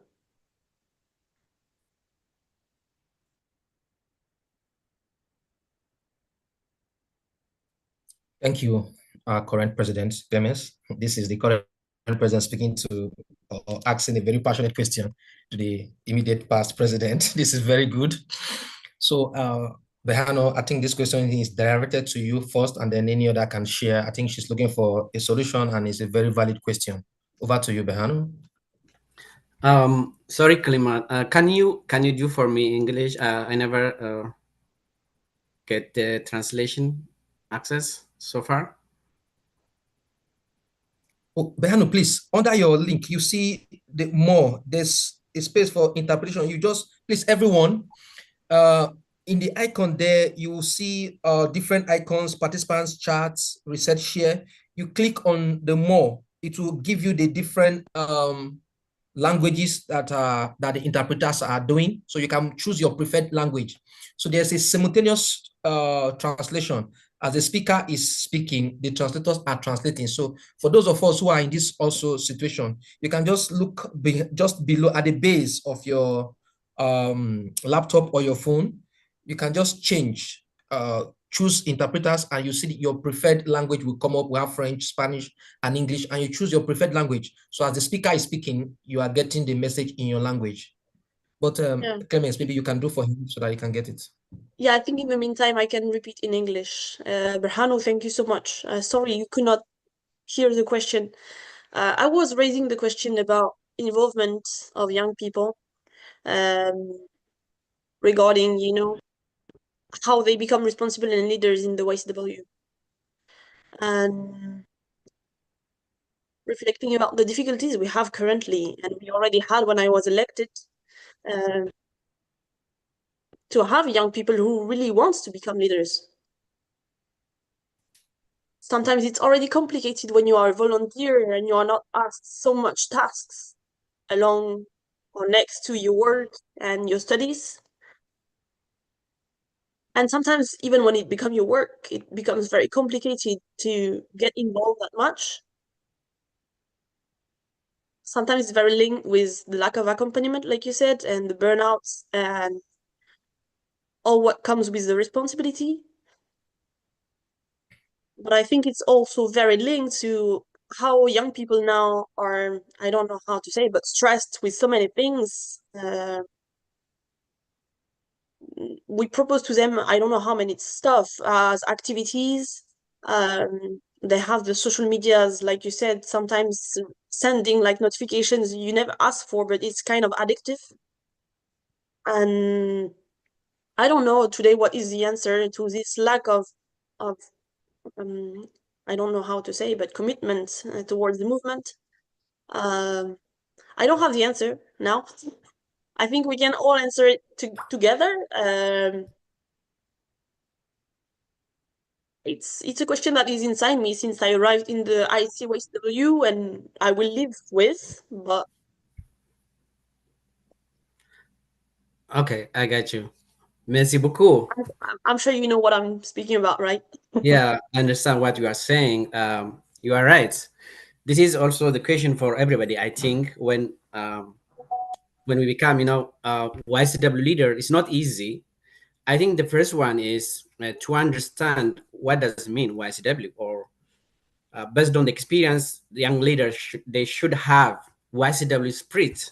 If you don't have YCW spirit, we cannot collaborate, we cannot work with the other young people. So when we understand what the meaning of YCW and the meaning of YCW leadership, so we can explain there are a lot of leadership, but YCW leadership is different from the other one because we are reflecting the Siege Agenda Acts. We are using our spiritual experience. We are using the gospel values. So that's why I already emphasize in the presentation, YCW should be it's not kind of power. It's not kind of, to be a leader. This is a discernment based on the YCW spirit, based on the YCW methodology. So always when we exercise, we are through process we are developing the experience of YCW leadership. So if we understand this way, we can we can when you pass the YCW leadership, this is also one of the best experience to become YCW leaders, not to be just a simple leaders, just a real YCW spirit leaders. So all these are, I think very important. Commitment also, the other one is commitment, and also it's very important to be a leader. So if you don't have if we are not committed, we cannot do anything. If we expect something from other, it's not good. As a leader, to be it is good to be committed, and it is also good to reflect more the YCW spirit, the YCW methodology, the YCW experience. So when you have all this experience, you can be a good YCW leader. The other one is working together with, also, as I said before, working together with the former members, with the mentors, with the chaplain, with the church, with different group. All this can also give experience for the young leaders. So some young leaders expecting to be YCW leader is to get some benefits, like maybe money, to get money. No, YCW is not the source of to get money.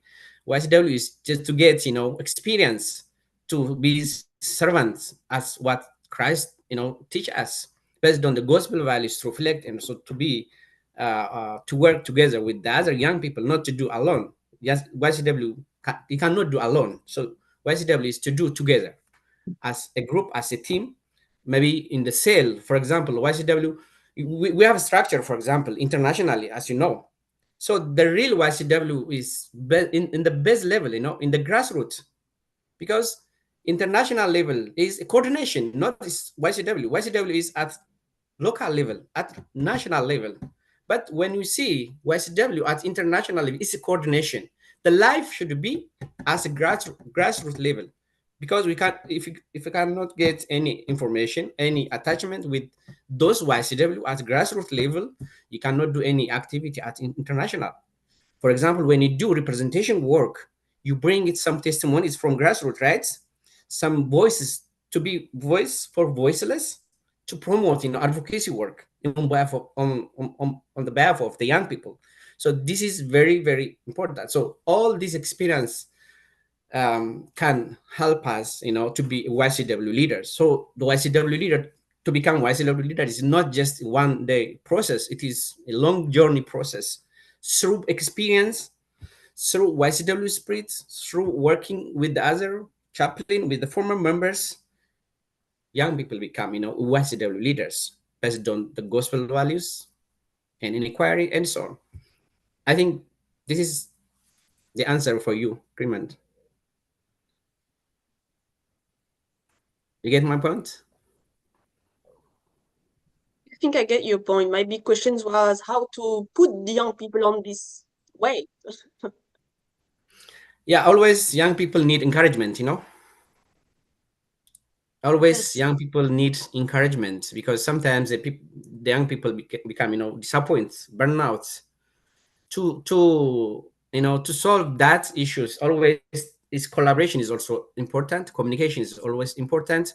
One young leader can encourage one another, because young people, when you see YCW is from young people, right? Among young people, for young people. So all this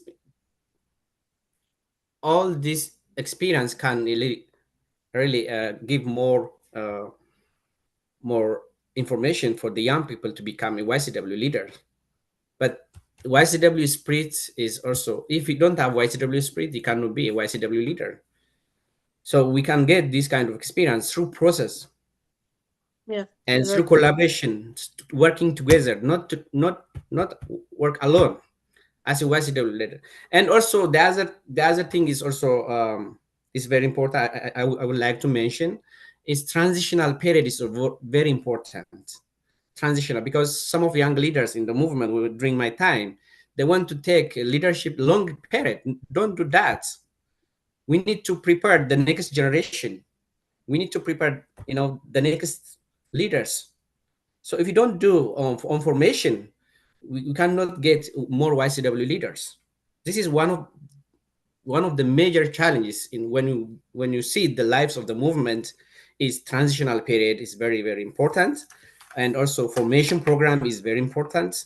If you don't do all these activities, we cannot get YCW leaders. But YCW leaders should be based on YCW spirit.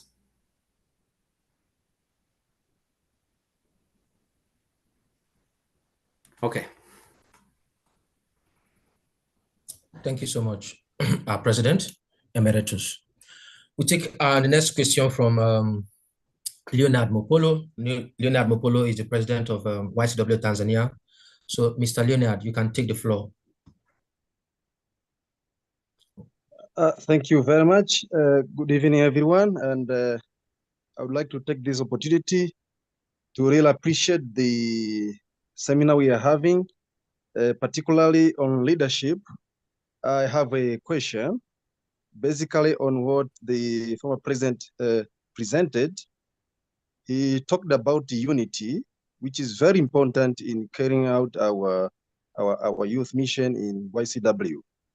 So my question is, how can we manage to have unity in carrying out the mission? Because what I've experienced, for example, here in Tanzania or even YCW internationally, there is a big challenge in carrying out this mission about unity.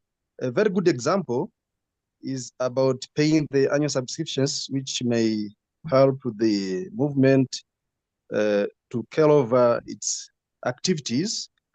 The challenge, for example, the YCW, the International Secretariat is experiencing on annual subscriptions from national movements. We are also experiencing, the national movements are also experiencing that challenge from the dioceses. Also, the dioceses are experiencing that challenge from the parishes.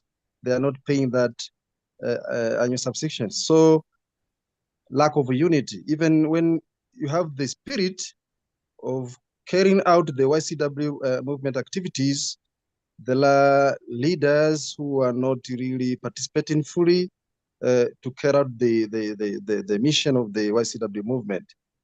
Though the one who has elaborated to us, the former president, about how can we manage to make leadership, as he has said that leadership is all about service, not power. It's about having the spirit of Jesus. Yes, I agree, and we are doing that. But there is that challenge of lack of unity. How can we resolve that challenge? Thank you very much. Thank you so much. The question from YCW Tanzania. I'm very familiar with the movement before. I was there. It's always good, to work with the young people. So your question is, I think, focusing on about unity, how we can, develop unity among the national level, among the national leader, or among the local leader, or among the group. So your question is in general? Yes, very general. Okay. When I mentioned before, always YCW should work together, okay, with the team.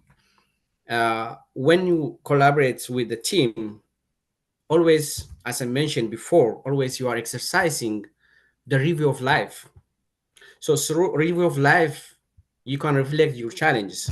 For example, if you have a barriers of communication or unity among the team, so you have to select some of the topic to reflect, to exercise, and based on the Siege and Act methodology, you can come over, on the solution. For example, one of the challenge for YCW Tanzania is lack of unity among maybe national leader. So you have to exercise review of life first. You have to do review of life. So maybe what are the major challenges of our unity as a leader? just ask yourself as a question. So you can see what is C parts, you can see what is really the realities is going on around the leader. And when you identify all these pointers in the C part, so you can also reflect in the judge using your spiritual experience, using the gospel inquiry. You have to analyze everything, and finally you will come with a solution and to do action. So for me, I can propose, when you have this kind of challenge, always you have to exercise a review of life. So through review of life, we can solve any problem, any challenge. And the other one is experiencing working with the other group within the country. There are a lot of dioceses, there are a lot of youth leaders or youth movement in different dioceses. So to collaborate with YCW group, for example, maybe you can organize some seminar, workshop, or retreat, or some campaign. So maybe you can have national campaign or diocesan campaign, something common, to work together to develop your unity as YCW leaders, as a service. So all this can help you, to develop your unity among the national leader as well as among, YCW group in the cell, at the cell level. So always reflect with the YCW, do a review of life when you have challenge, and also collaborate with regionally, actively to communicate, actively also communicate with the ICYCW. Always they are sending communication. So that is one of the challenge, communication among national movement and the IS member. Even during my time, that is one of the challenge. So if we collaborate together, we can develop unity, we can develop collaboration. So all this can help you to develop unity. When you have challenge, always work review of life. This is my answer for you. Okay. Is that clear? Yes, very clear. Thank you Okay. very much. Thank you.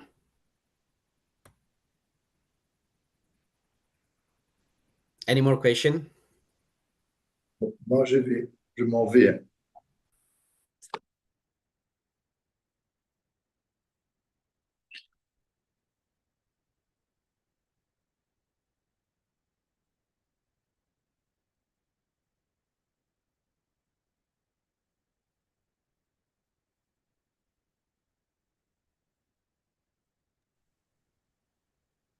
I think Juliette Okeke ask for the floor.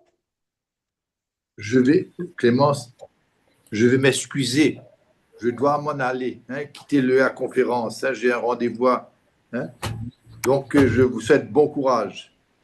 Paral, merci beaucoup d'avoir été avec nous. Ok, merci. Très bien.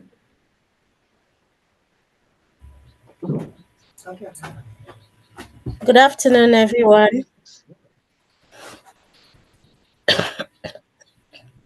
Can I go ahead? You can. Yes, you can, Juliette. Thanks. All right, thank you. My own concern is YCW as a movement. We've had this issue of burdening few people with the task of many. Now, my question is, how do we solve this challenge? Because they said the reward for good work is more work.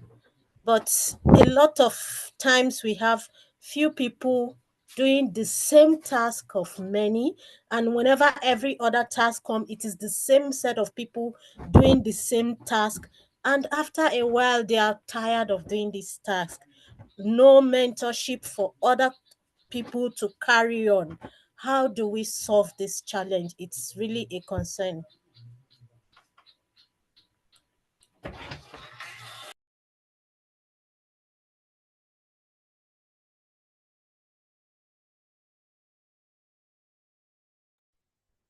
Thank you, Juliette. I think we lost Charles, so we'll do our best to manage in the meantime. I don't know if Brahanu, Father Chris.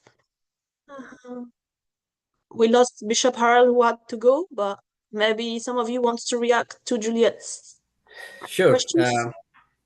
Maybe Father Christoph can add on that. Maybe let me give my experience to this question. The question is, I think some leaders can do many activities. That's at the end of the day, they are, feeling like burnout or disappointed, something like that. So Yes. how you can, solve this problem?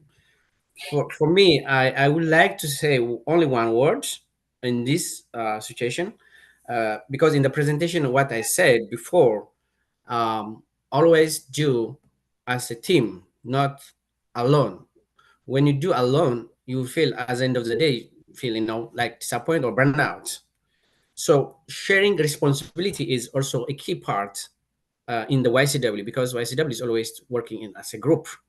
So maybe as a leader, some people will be maybe chairperson, secretary, or treasurer, but that is for coordination. In the YCW, every young members are a leader. So we have to know. But for coordination work, maybe we can assign, this is president, this is secretary, this is treasurer. But as based on my experience in YCW, all young people are a leader. So based on this, we need to share responsibility. We need to be more planned early.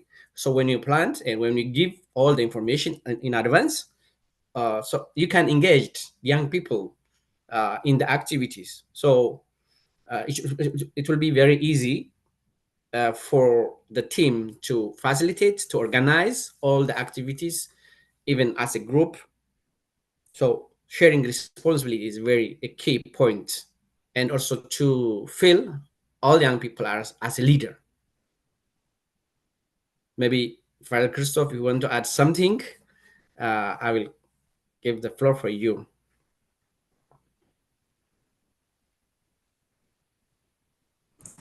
All right, thanks a lot. That's a wonderful comment. But for me, I would say, I think what we need more also is to communicate openly. Let us learn to share your concerns, your workload with your team, and then ask for their input and assistance. And then secondly, it is also good to delegate some tasks, some work. You share them to others, identify the tasks, the work that you can delegate to others, and then empower them to take the ownership and share the responsibilities. And then it is also good to set clear expectations. Clearly define the roles, the responsibilities, the expectations, to avoid confusion and overlapping of work. And then it is also good to foster a supportive environment. Encourage open communication, teamwork, and mutual support among the team members is always good. And then finally, it is also good to prioritize and focus. Focus on high priority tasks, the work, and then you can delegate the other work to others, while we are also concentrating on other things. So briefly, that's what I can comment. Thank you. Thank you so much, Father Christopher Suchingi. Priority and focus was his last word. That's a good one from there. Please, whenever you are taking the floor, not just for him now, any of the speakers, please, it's good you open your camera, because we are on YouTube, and it will not be so nice that the voices and then we don't see who is speaking. So as we speak, this webinar is connected to the YouTube, so people are watching you. So please always open your camera. All right. This is the time for sharing. Leonard, you want to speak again? This will be the okay. But please, this is the time for sharing questions and answers. You have a problem in your national movement that this team relates to it. We have experts here to cover. The church is present in our midst, so you can ask your questions. Leonard, you can take the floor.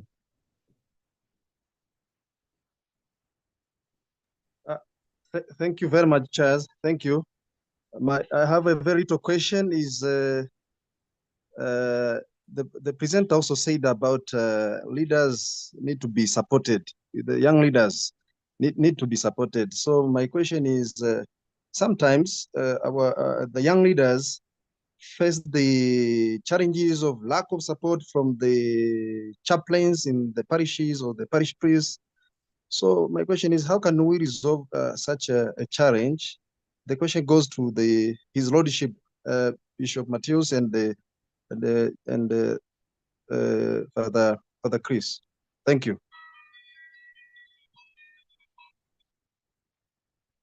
All right, thank you so much, Leonard. So Father Christopher or Bishop Allen, this question is directed to any of you.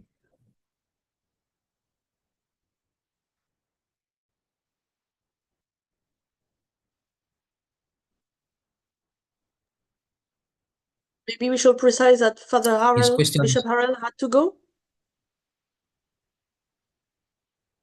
Okay. So we All have right. another bishop with So us, Father Bishop Chris. Lesano. From Ethiopia, maybe he would also All right, like to Bishop share Lesano. something. I don't know to whom Leonard's question was addressed. If it was to Father Harrell, Bishop Harrell, I think he had to go. So sorry. Sorry, this is regarding the question, the last question, you mean? Okay, my lord. The question is, he said, in a situation where you have chaplains that are not supportive to the leaders in the national movement, and we speak about unity and priority of purpose. So if you don't have a chaplain that is supportive in either the parish or at any level, how would you want to go? It will be difficult for the leaders. So that is his question. Yeah, so thank you very much. First of all, I was late, I think 10 minutes late to enter, and I did not miss much, first of all, and I'm really happy to participate. And then it's very important point that I would like to raise in this part, just from the experience, recent experience in Ethiopia, because we had a similar problem, and Brhanu knows, and we really wanted to revive the YCW here in Ethiopia. And what was the helpful tool for us? It was the adult YCW, who were not meeting frequently, so we know each other. I am also a chaplain, not actual chaplain, but I used to be a chaplain, so I have devotion and enthusiasm about YCW. And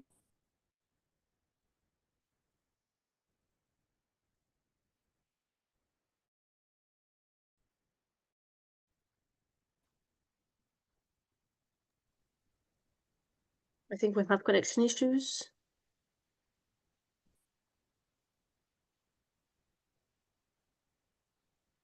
I hope we will get Bishop Lesano back with us. All right, so as we wait for him,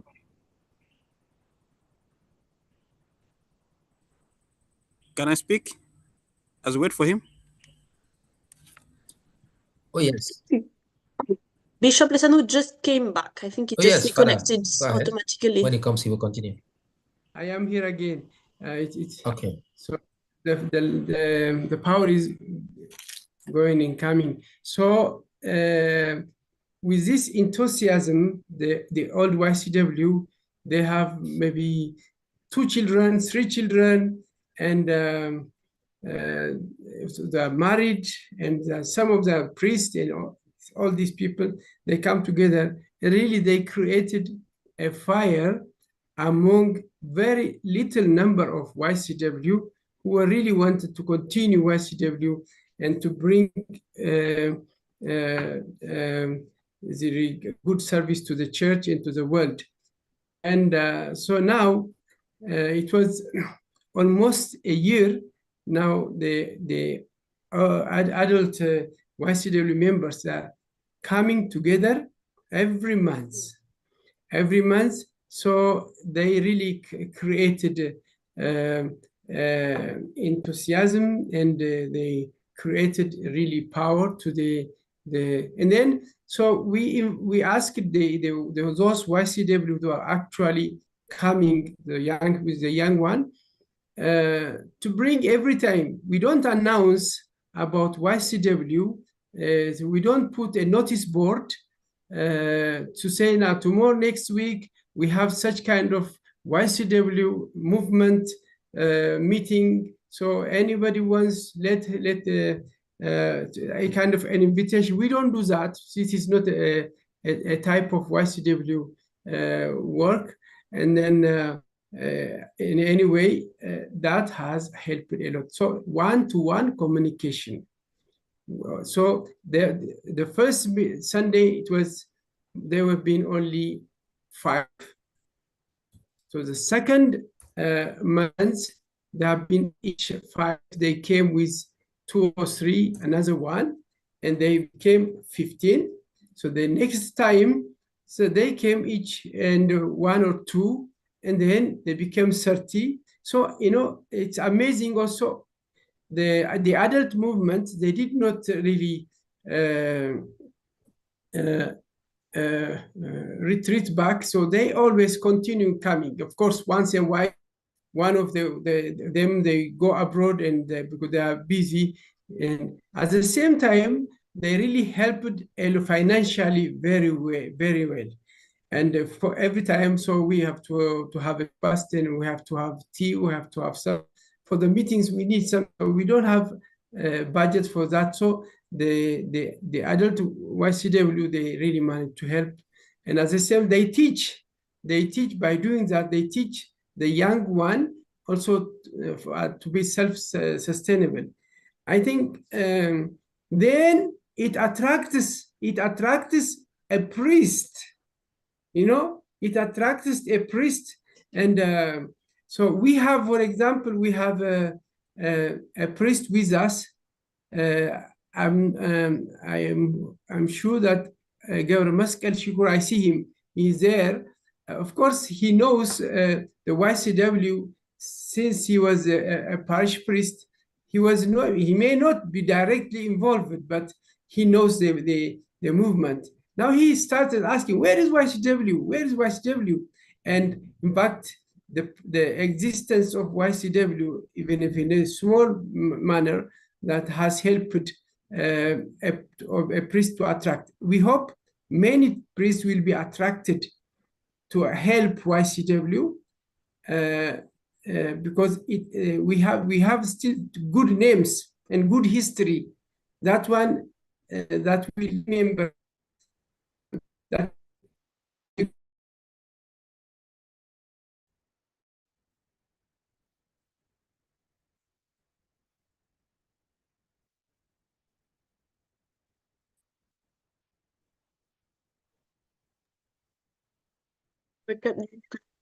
seems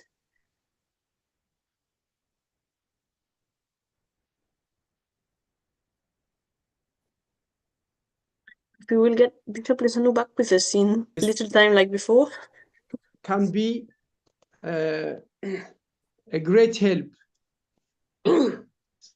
I am using a mobile and computer at the same time. When one is up, I continue with another one.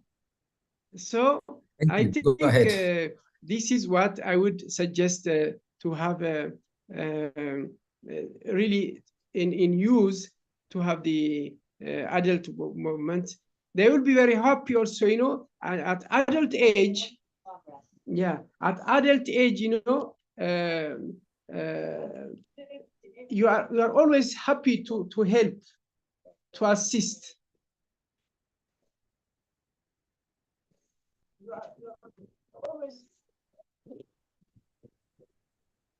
So I think my idea is clear, and I think I would like to stop here.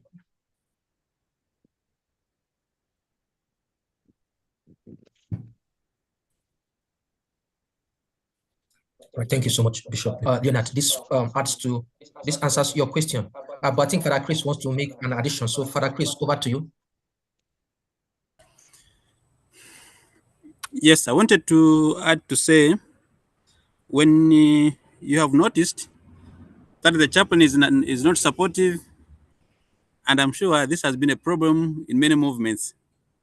My experience in the movement has shown, I've conducted so many trainings, young people always complain, the chaplain is not there, the chaplain is not supportive. But for me, I would suggest the following. 1, meet with them. Schedule a meeting to discuss concerns and understand their perspective. And then number two, it is good to identify the issue, determining the root causes, maybe ask them why there is no enough support. It could maybe the problem of communication, but it is good to identify the issue. And then it is also good to provide guidance. It is good to share with them what they are supposed to be doing. Sometimes they may not have full knowledge. It is good to have a sharing with them so that you can share with them what they are supposed to be doing. Open communication, the bishop was already stated. That is very clear. But also it is also good to seek additional support. You can seek additional support from other companions. You can seek additional support from the bishops. You can seek additional support from former members of YCW. And then finally, I would say it is also good to have regular meetings. Hold regular meetings to discuss challenges, to share experiences, and also provide support. And then it is also good to recognize them, to appreciate for the work that they are doing. In so doing, they'll be motivated to support, but also to be with you and to accompany the movement. Thank you. Charles, just to add on that. Thank you so much, Father Chris, for the wonderful addition. Okay, please go ahead. What Bishop Lissano and also Father Christoph mentioned, I just want to add on that. The other one is, for example, chaplaincy training is also very important at national level, local level, also regional level. So when they get this experience, they will know, how to accompany the young people. So sometimes the chaplains, they don't get, chaplaincy training, and they don't know how to accompany, how to support the movement. So chaplaincy training also very crucial to work together with the YCW leaders, and also maybe the movement to get recognition.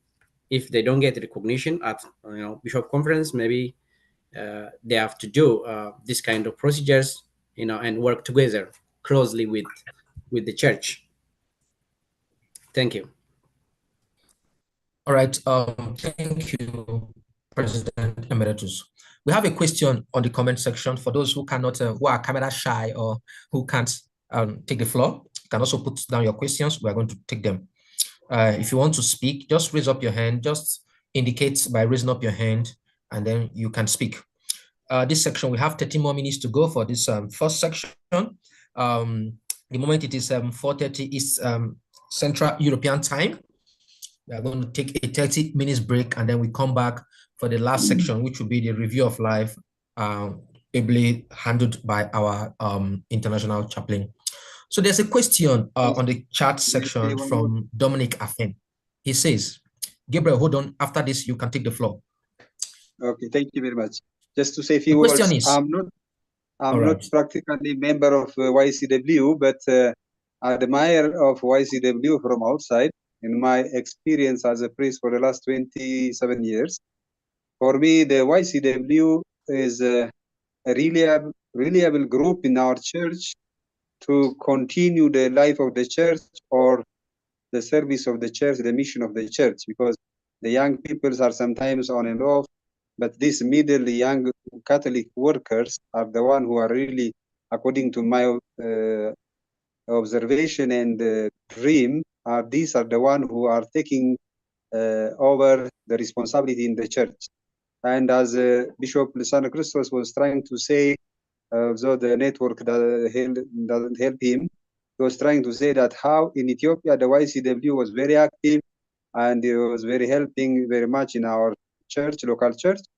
But recently I noticed that it's not much visible. That's why I tried really to get where are this YCW. So that's how I joined you this meeting, really to hear from you, to know really the situation where we are and how to help this group to be active again, even to recruit new members, the young generation. I know a few of the previous groups, very active, still they are responsible people in the church. So we need to get again more members of young people, those who are really active in the church. So I think it is good to try to reactivate, let us say, reactivate or again to give them a push to start. So in that sense, how really I came to participate this meeting to hear from you, and I'm very happy, and I've got a very good points and impression about the YCW. And still from outside, but as member of the Catholic Church in the mission, I'm ready also to collaborate with them even as a member. Thank you very much.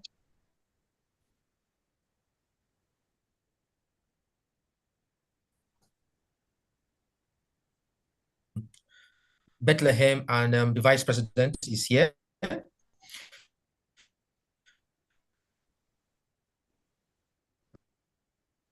I want to also thank Bishop Lissano, because in our last communication, I'm happy about that. And please, Father Chiko, this is an opportunity for you. You can see for the past 1 year, there has been no activity in YCW Ethiopia. I'm happy that you are here with us to see what is going on. It is good. YCW is being revitalized in this, so that where we stopped. Thank you very much for joining us. Thank you. Thank you. So the next question.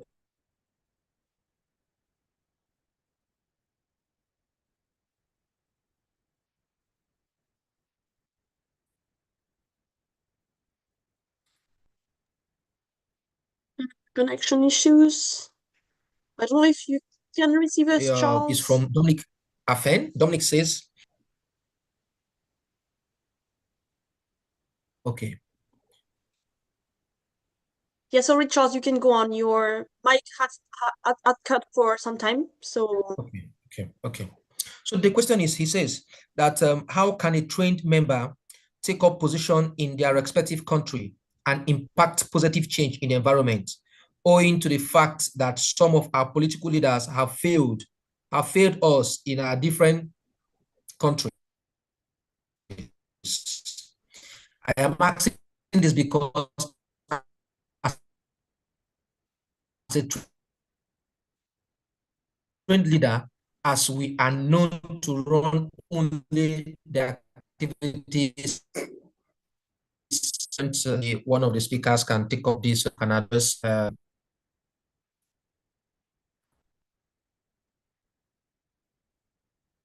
question.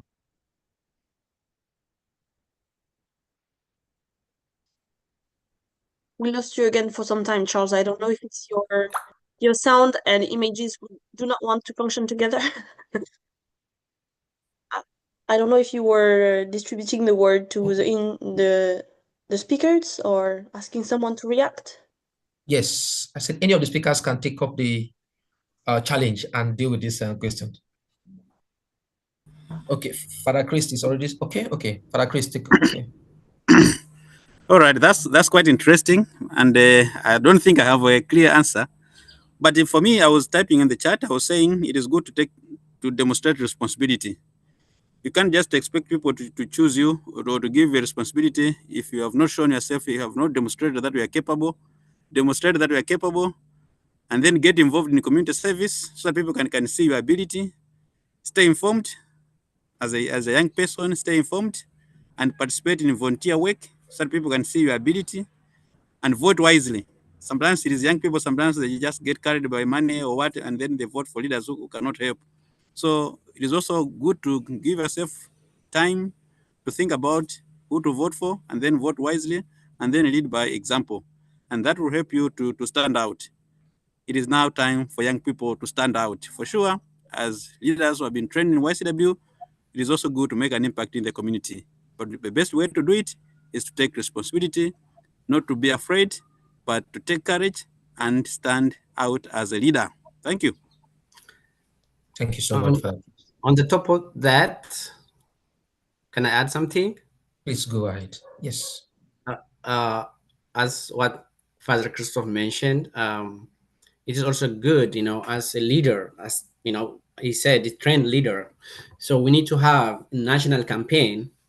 This national campaign maybe is emphasized on the needs for the community, the needs for the young people, So during this national campaign, you can engage or you can involve, different groups. So based on that, we can be as visible in the community or in the society. So exercising a national campaign based on the need. So more, as I mentioned in the presentation, also active engagement within the community based on the need, based on the realities of the young people.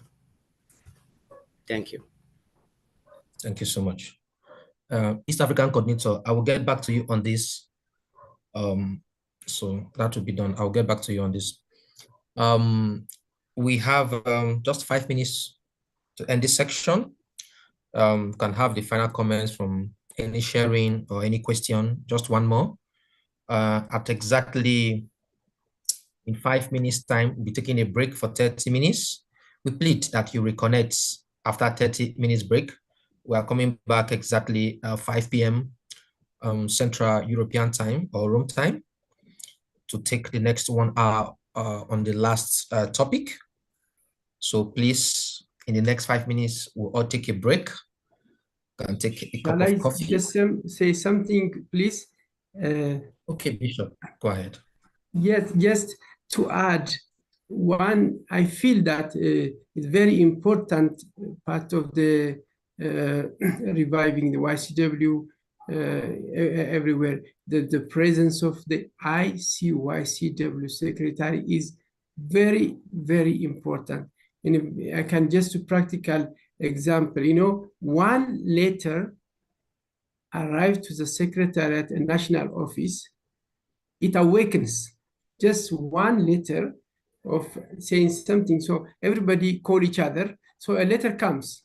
So what shall we do? This is one.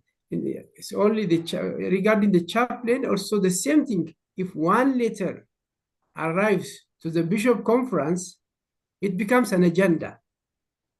It becomes an agenda. So both for the leaders, both for the chaplaincy, we cannot undermine the ICYCW, the secretariat. It's very, very important. So this is what I would like to say. Okay, thank you so much, Bishop Lesano, for that additional information in order for us to grow. All right. Anything from the International Secretariat, President, Treasurer? Do you have any other thing to say before we call it a break? Nothing special, just thank everyone for your participation, your questions, your attentive listening. And I think the second part will be interesting too. We will be able to focus on a review of life. So I don't know if some of you will stay connected for informal discussions during the break, or you will just all run for water to stay hydrated. Give us music.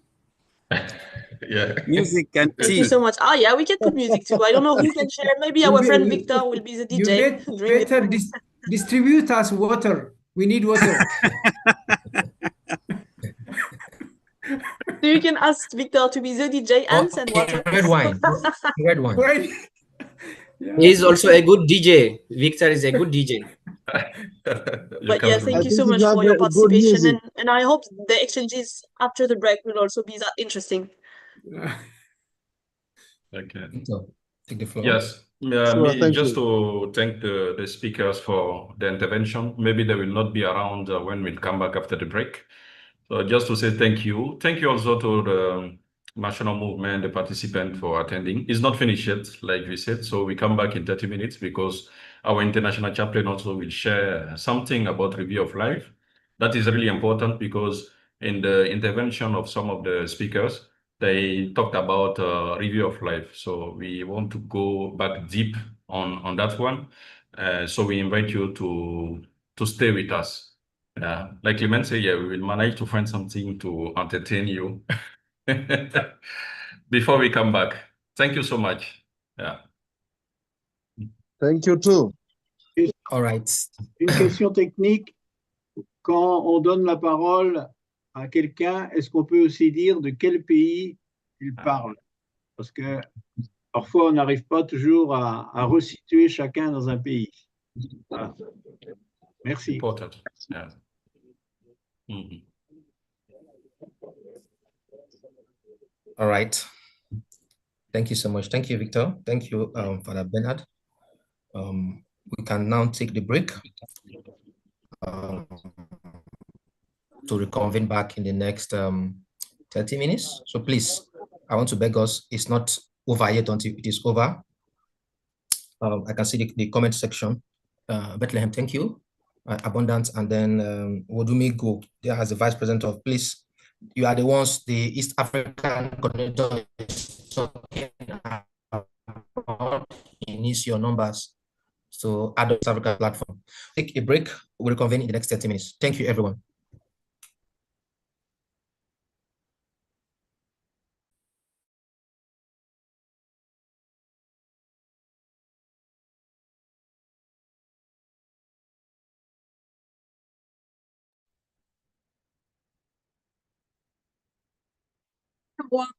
Poor connection, you can stay connected if you have still battery. This way you will also have less problems than to join us for the second part. Hi, Pedro. Hi, Clement. How are you? I'm good. Ah, very good. I have my fan blowing some wind, so Is it hot in Portugal now? for me it's always hot. So Ah. yeah. I think I will do the same. I will go get some fresh water because here it's France, it's north of France, so it's not supposed to be warm. But these days we have big waves of heat, so we need to adapt. In Aveiro, we also have some kind of heat wave, but it's all like 25 degrees. So It's nice 25, very. You can endure. yeah, in Aveiro 25 and above, it's not very usual. So Yeah. I will have some water also. So Yeah, same. See you. see you soon.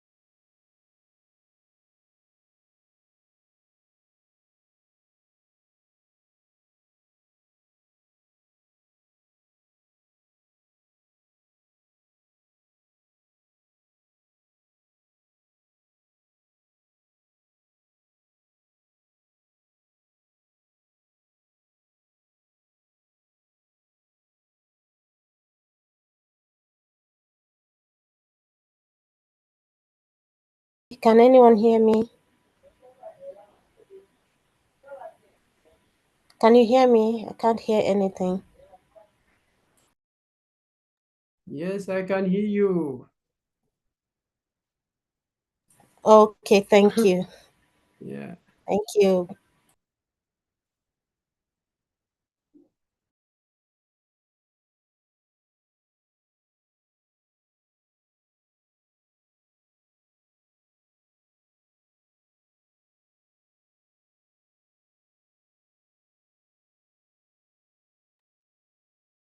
Are you from Nigeria, right? Like Charles?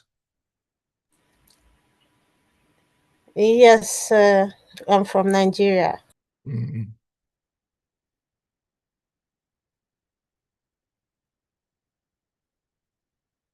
So the question you ask, few people doing the task of many people.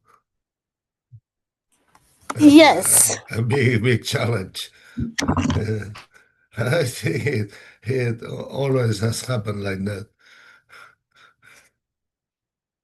Yes, we have situations where you set up a committee. Okay, this committee to handle this, and you say, "Oh, this person did well in the other committee. Let's put him there again. He can do it." And this person did Yeah. well. Let's put him there again. He can do it. And sometimes when you delegate, and towards the end of the program, somebody comes, "Oh, sorry, I cannot perform my tasks. Can you help me?" It's the same people doing the same work.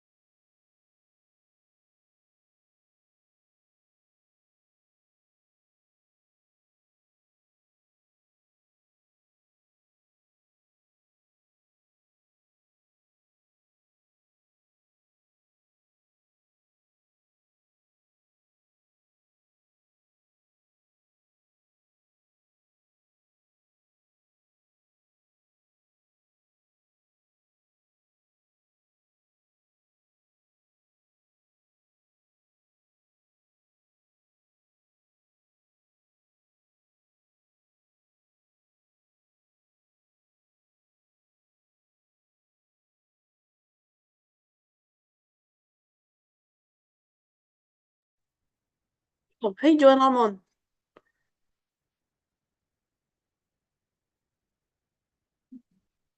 Le micro est coupé.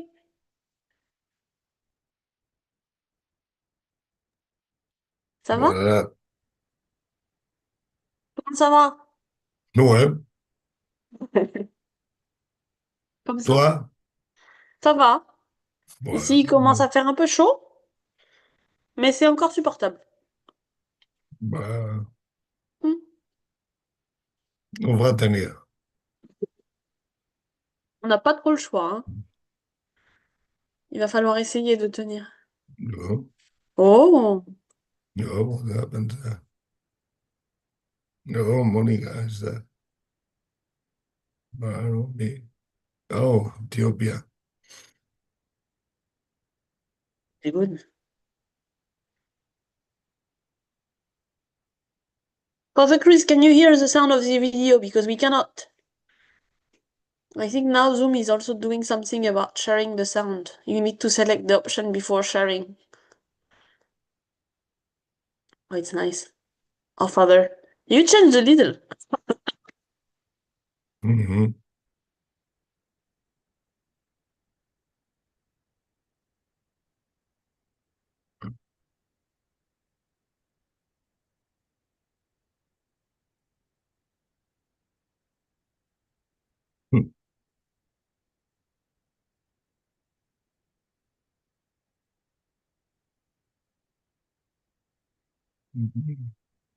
We're sharing the screen.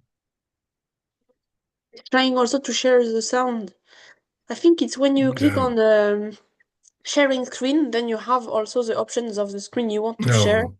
And on the Mhm. side, there is an Yeah. option now you need to click. It also shares the sound. Mm-hmm. This happened to me last time, and no one was able to hear what the video was diffusing as a sound. So, All right. Father Chris, you can hear what I'm saying. Yes, I got you. Okay. You want that song? I don't know if you have the option to share the sound when you put share your screen, and then on the side of the screen you want to share, you can also select to share the sound. Like if you share a video, for example. Let me check. Yeah, it's a bit discreet, so you really have to look around.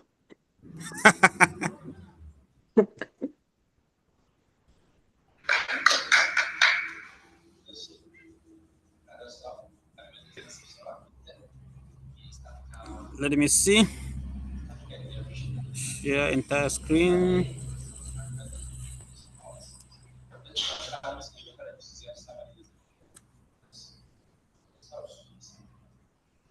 I can't see it.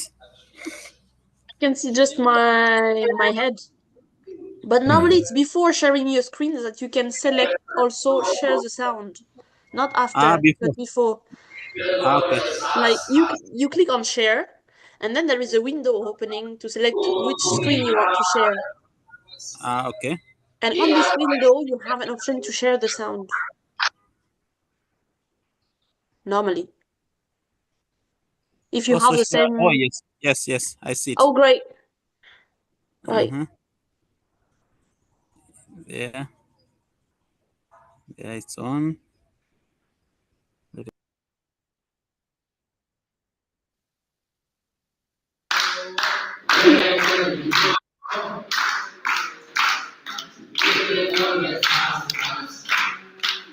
It was the coffee ceremony. Ah.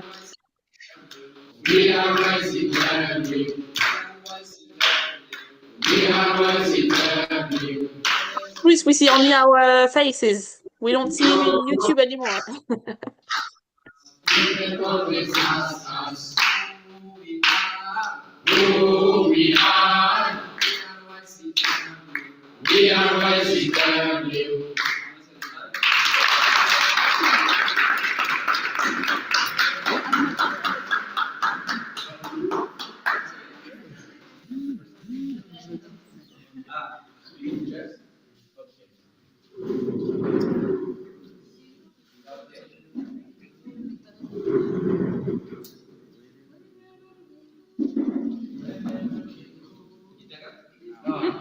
Wherever we go,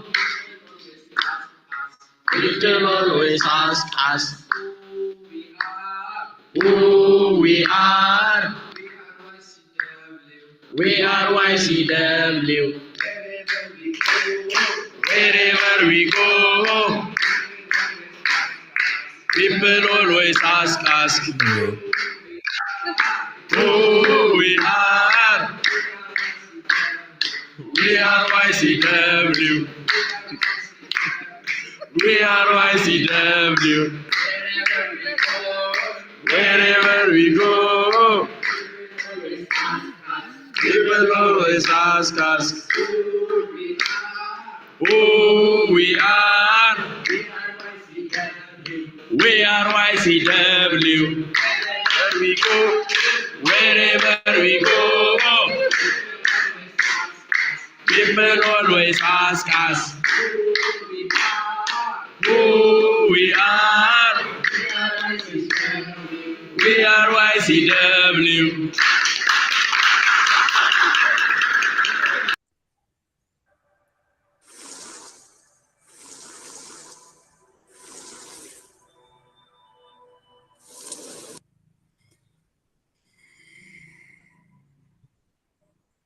John Ramon, it reminded you some nice experience?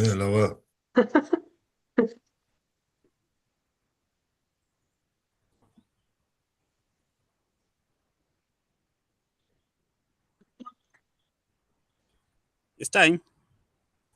Sorry, it's already 5 here in Europe. Yes. What is the time in your place for the crisis? Is it the same time as Central Europe or a different one? Yeah, same time, 5 o'clock. All right. Sure.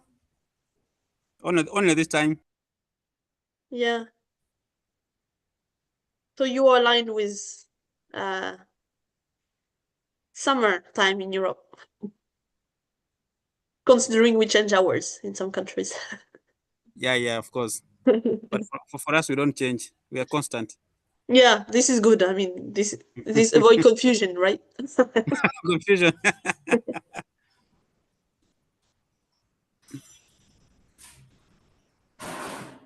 I see the chat is active and I was not following it. I don't know if Charlie is still there to introduce the last speaker. Yeah, I am Just here. appeared, Yeah, yes. please do it because the interpreters are waiting. All right. So back to business. Thank you for that, Sichinga, for that shake. It was good. Bring back memories. And thank God Behano is still here watching. So I feel his joy. All right. The last section will be a review of life. And this review of life will be handled by our international chaplain, Reverend Father John Ramon. Father John Ramon is a Prado priest from the Catholic Diocese of St. Filiu. He is a Bible scholar. He is a lecturer in a university in Barcelona, lecturing Bible. Father has been with us for a long time as our international chaplain, though officially he has finished, but he's still accompanying us. So join me in welcoming Reverend Father John Ramon. Father, please take the floor for the review of life. Thank you, Charles. I'm going to read my paper in Spanish, so please pay attention to the language of the translation. If you don't understand, just I will share. Let me see. Share. But I have a text there. So just I read what I have written.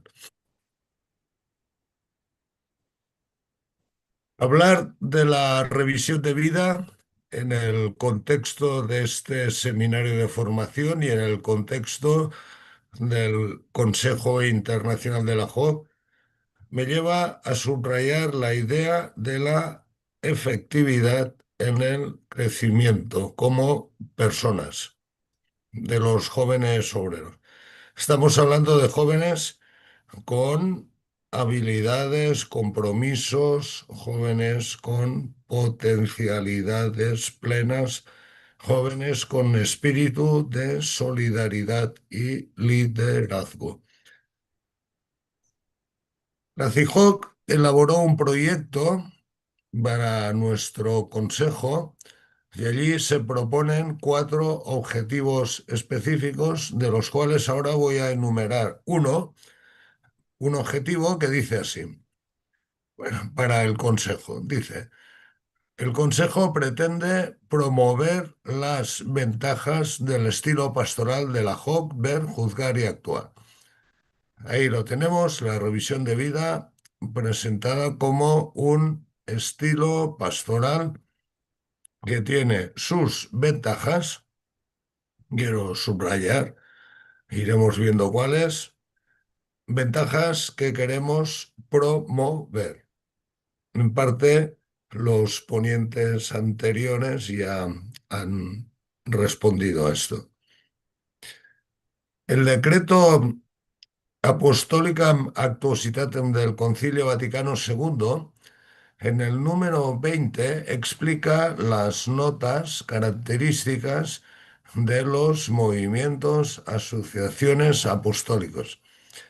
La primera de estas notas afirma que el fin inmediato de estos movimientos es el fin apostólico de la Iglesia: evangelizar, santificar a las personas, formarlas para llevar el Evangelio a sus ambientes. Por tanto, la JOC no tiene una pastoral propia. Su pastoral es la de toda la Iglesia en su conjunto, pero la JOC tiene un estilo propio con sus ventajas que hay que promover. Por tanto, primera reflexión: el estilo pastoral de la JOC hunde sus raíces en la vida. La vida que vivimos tal como es. Lejos de resignarse o acomodarse a la vida que nos ha tocado, la JOC coge esa vida y la revisa.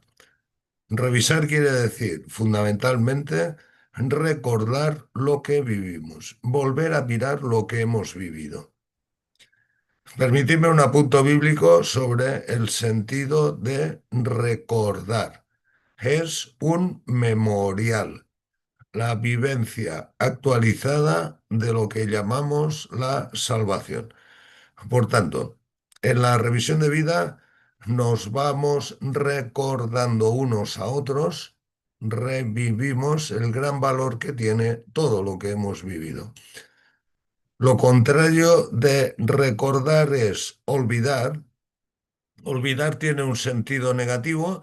Si olvidamos lo que vivimos, probablemente significa que nos importa poco. Fácilmente estaremos siempre empezando de cero, sin raíces, ni en nuestra historia personal, ni en nuestra historia colectiva. El olvido, en este sentido negativo, paraliza. Pero olvidar también puede tener un sentido positivo.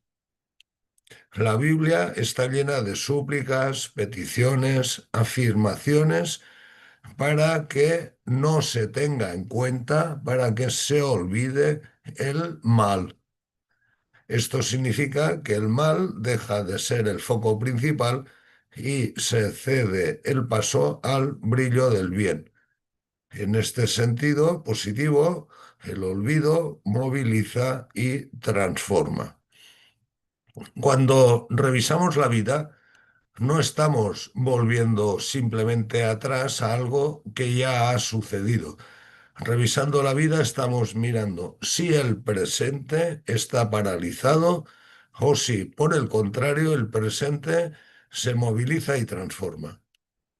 Por tanto, haciendo revisión de vida, nos enfrentamos al futuro, la cual cosa implica que tenemos mucha vida por delante.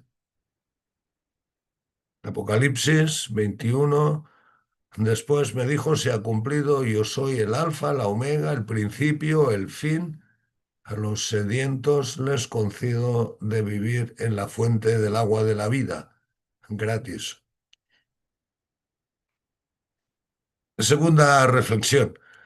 ¿Por qué la revisión de vida se hace en 3 momentos, ver, juzgar, actuar, que constituyen un único itinerario de transformación? Porque es un itinerario pastoral. Forma parte de la pastoral y así habría que tenerlo en cuenta tanto lo que hemos vivido es pastoral, como lo que revisamos es pastoral, como lo que una vez terminada la revisión de vida haremos es pastoral. En un grupo de jóvenes de la parroquia, una muchacha explica que en la escuela donde trabaja el día ha ido muy mal con los niños, con los profesores, con los padres. Antes de irse a casa, esa muchacha se pregunta insistentemente, ¿de verdad que el día se tiene que terminar así? Con esta pregunta, esta muchacha intuye que hay otra manera de relacionarse con los demás, una manera más humana, más constructiva, más educativa, ¿por qué no? Una manera más evangélica. Y esta pregunta alimenta la pastoral. Existe otra manera de relacionarnos los unos con los otros, solo falta ponerla en práctica.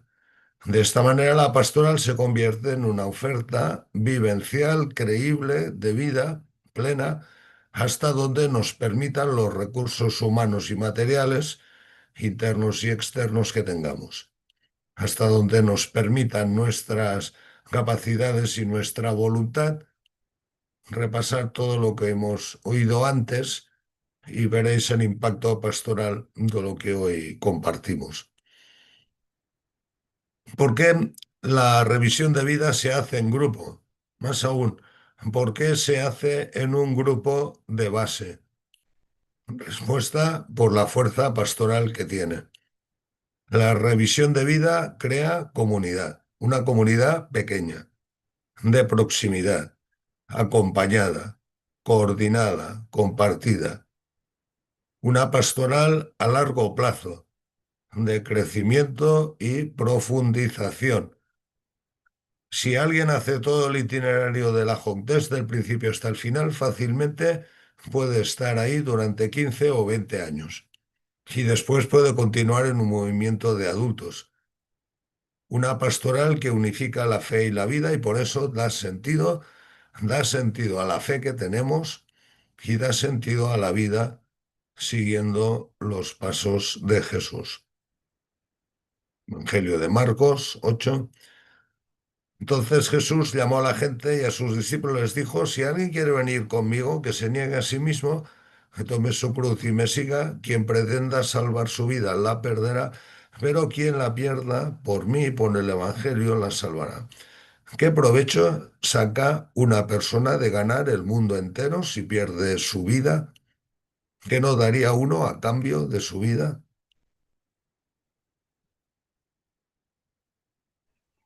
Me apunto aquí, la pastoral del ver, de la revisión de vida.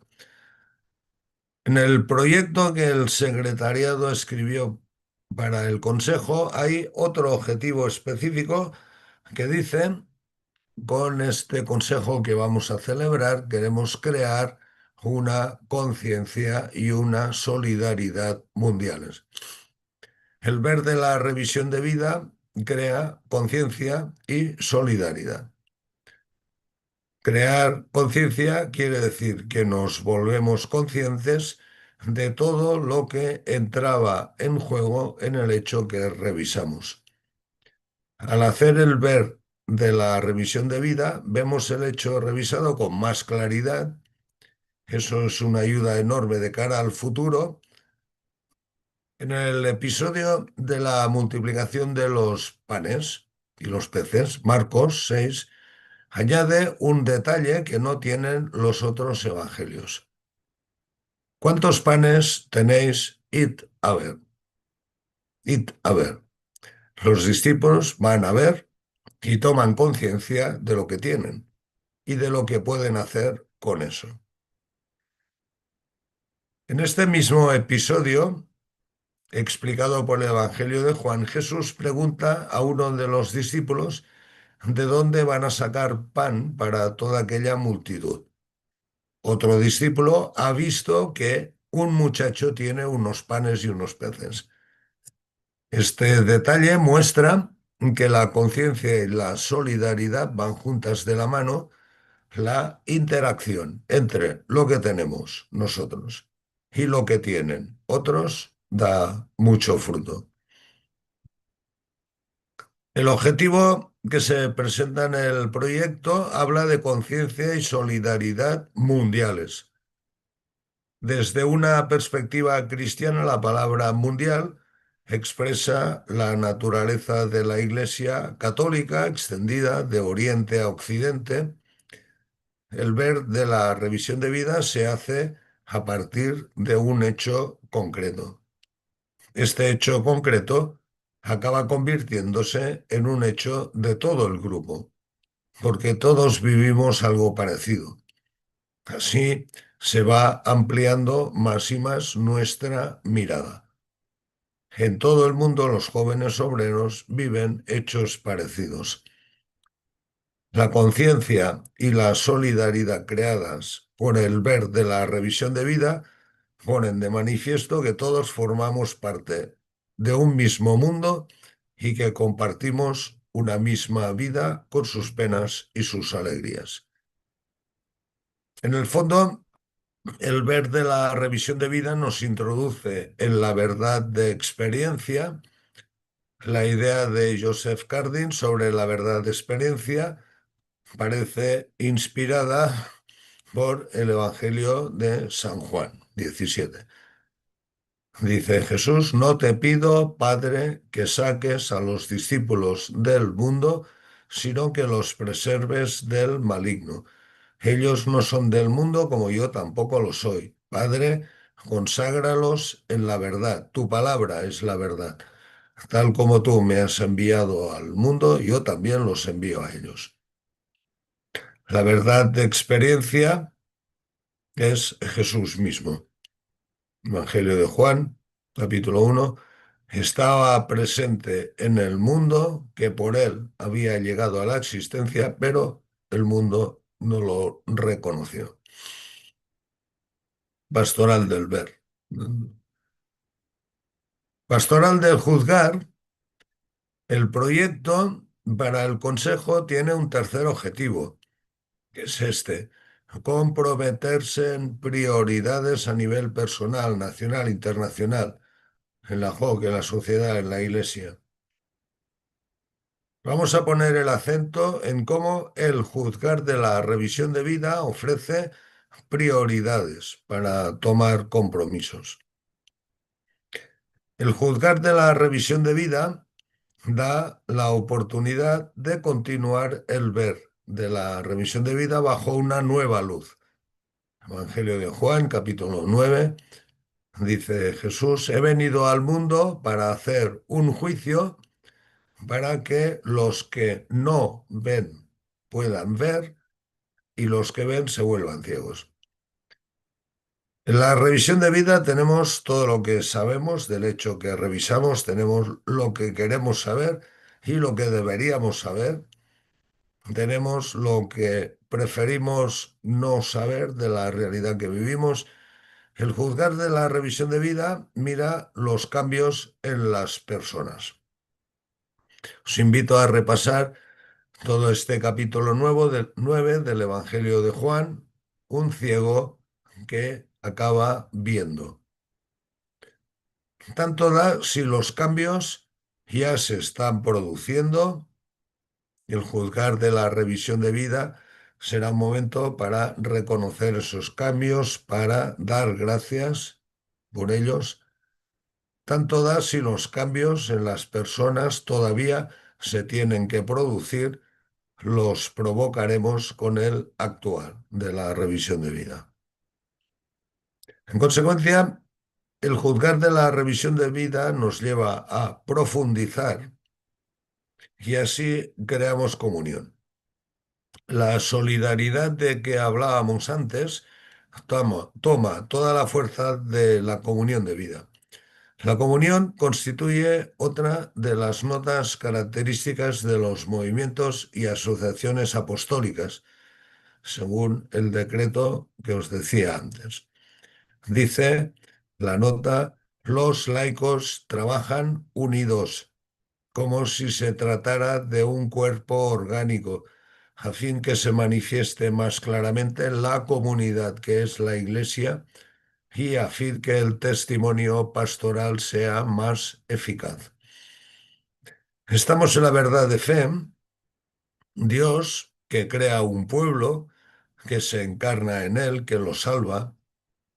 Esta verdad desenmascara en el juzgar de la revisión de vida a los ídolos incapaces de hacer nada, incapaces de salvar. La insistencia de Joseph Cardin en la acción jocista, la que cambia la vida de las personas, contrarresta la inutilidad de los ídolos, incapaces de hacer nada, y nos previene de poner en los ídolos nuestra esperanza. En el juzgar de la revisión de vida, emprendemos un camino de fe, camino de comunión.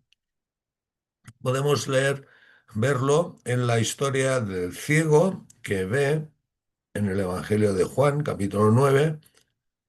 Primer paso. Entonces los fariseos se dirigieron al ciego diciéndole: ¿tú qué dices del que te ha abierto los ojos? Él respondió: es un profeta. Segundo paso. Volvieron a llamar por segunda vez al hombre que había sido ciego y le dijeron: da gloria a Dios, reconociendo lo que todos sabemos, este hombre es un pecador. El ciego contestó: yo no sé si es un pecador, pero sé una cosa: yo era ciego y ahora veo. Tercer paso. Jesús oyó contar que habían echado fuera al ciego, lo encontró y le dijo: ¿crees en el Hijo del Hombre? Y él respondió: ¿y quién es, Señor, para que pueda creer en él? Le dijo Jesús: ya lo has visto, es el que habla contigo. Entonces el ciego afirmó: creo, Señor, y lo adoró. A subrayar todos estos textos, aquí en el segundo paso, ya, el ciego dice una cosa que es interesantísima. Yo no sé lo que me estáis explicando, pero sé una cosa: yo era ciego y ahora veo. Esa es la vida, esa es la realidad, ese es el cambio que en el juzgar se reconoce, se agradece, se procura que crezca. Y muy interesante también aquí en el tercer paso: ¿crees en el Hijo del Hombre? ¿Y quién es para que pueda creer en él? ¿Quién es para que pueda creer en él? Y ya lo has visto, ya lo has visto, está hablando contigo. Por tanto, a veces los pequeños detalles es el que habla contigo, tienen una fuerza grandísima. En estos textos, la verdad de fe y la verdad de experiencia se entrelazan mutuamente. Otras cosas no sé, pero una sí: yo era ciego y ahora veo, gracias a tal persona. ¿Puedo creer en Jesús si no lo conozco? Sí, porque lo has visto, está hablando contigo. En resumen, las prioridades que marcarán nuestro compromiso son el cambio en la vida de las personas y la comunión. Pastoral del juzgar. Y pastoral de actuar. El proyecto para el Consejo tiene todavía un cuarto objetivo, que dice: formar jóvenes para que sean responsables, líderes, imprescindibles en la vida y en la sociedad. Añadamos, como ya se ha hecho, responsables imprescindibles en la Iglesia, ya que hablamos de pastoral.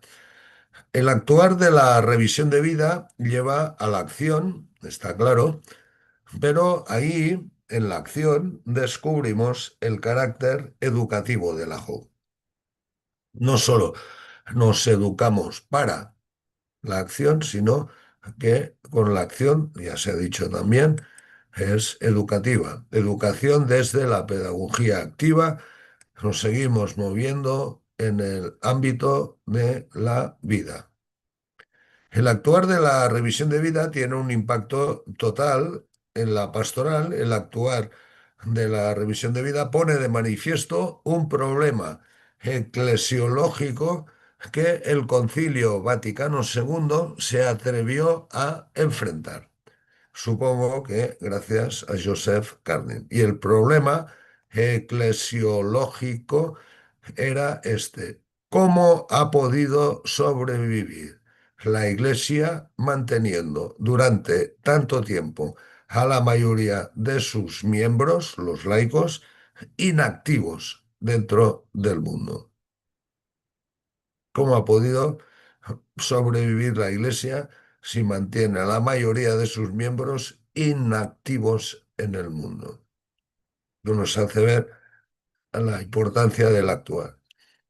La experiencia eclesial consiste en acompañarnos unos a otros, ayudarnos eficazmente unos a otros, ponernos todos al servicio de los demás, amarnos unos a otros.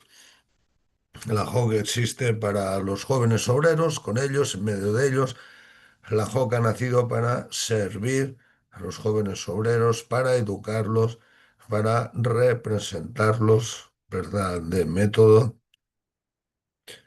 Cuando los jóvenes obreros en la JOC se organizan y actúan, entonces esa experiencia de la Iglesia se hace presente allí donde la Iglesia institución no llega. Cuando seguimos el camino de Jesús, entonces la espiritualidad anima a la acción para salvar de verdad. Un texto de Filipenses, carta de San Pablo, dice el apóstol: cada vez que me acuerdo de vosotros, doy gracias a Dios. Lleno de alegría, rezo pidiendo por todos vosotros, ya que habéis contribuido a la causa del Evangelio desde el primer día hasta hoy mismo. Estoy seguro de esto: Dios, que ha empezado en vosotros esta obra tan excelente, la llevará a su plenitud hasta que venga Jesucristo. Para entender la magnitud pastoral del actuar de la revisión de vida, podemos estudiar el episodio del Hijo Pródigo, Evangelio de Lucas, capítulo 15, y podemos mirar detalles económicos y sus implicaciones en todas las acciones, todas, detalles económicos e implicaciones que tienen. Leed el texto y buscadlo, muy interesante. Nos quedamos con el proceso de conversión, volver al Padre, y repasamos ahí las 3 verdades. Y nos quedamos sobre todo con el sentido de la acción, magníficamente expresado en el último versículo del texto de Lucas. Lucas 15, 32, dice el Padre: teníamos que celebrarlo y alegrarnos porque este hermano tuyo que estaba muerto ha vuelto a la vida, estaba perdido y lo hemos reencontrado. A subrayar, a remarcar la fiesta, el hermano tuyo, el paso de muerte a vida. Termino copiando también del proyecto para el consejo este párrafo que resume muy bien todo esto. El programa intensivo de una semana durante el Consejo Internacional consistirá en un intercambio profundo de experiencias que nos abrirá una puerta a una mejor visión de la situación real de los jóvenes en el mundo actual. El Consejo Internacional permitirá también sensibilizar sobre la naturaleza inclusiva de la JOC y de la Iglesia en general. permitirá crear solidaridad con otros jóvenes, permitirá formar jóvenes responsables, especialmente en el campo de la justicia social, siguiendo el espíritu de la sinodalidad, caminar juntos en la esperanza, que también nos han dicho al principio. Pues aquí está mi explicación. He querido subrayar sobre todo cómo la revisión de vida es un acto de pastoral auténtica y de verdad. Y por mi parte decir que a veces es lástima que no se haga, no se ponga en práctica más este tipo de pastoral con este estilo. Muchas gracias.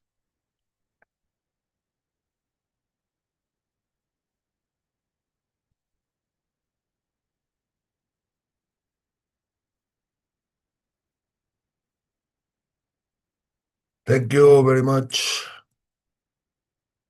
Don Ramon, thank you so much. I don't know if we have Charles with us. I have the feeling that he was disconnected because I cannot see him among the connected people. Thank you, Ramon. So normally we will go through a phase of questions and answer like we did before during the first session. So if you want to take the floor, you can either raise your hand like this so that we can see it on the screen. Or you can also use, I think there is a little thing to react down on Zoom. So you can click, I think it's in the shape of a heart. You can click on that and then choose to raise your hand.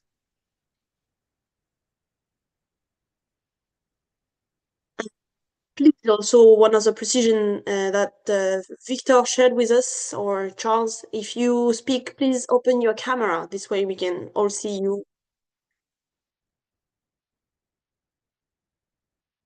Thank you so much. The floor is open to anyone who wants to.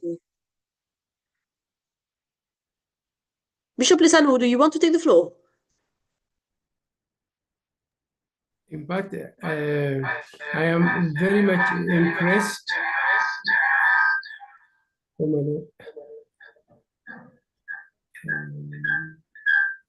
Just 1 minute. Bishop Lisanu, there is an issue with the sound. Yes, yes, sir. Now I'm okay. I'm happy that it was presented very well.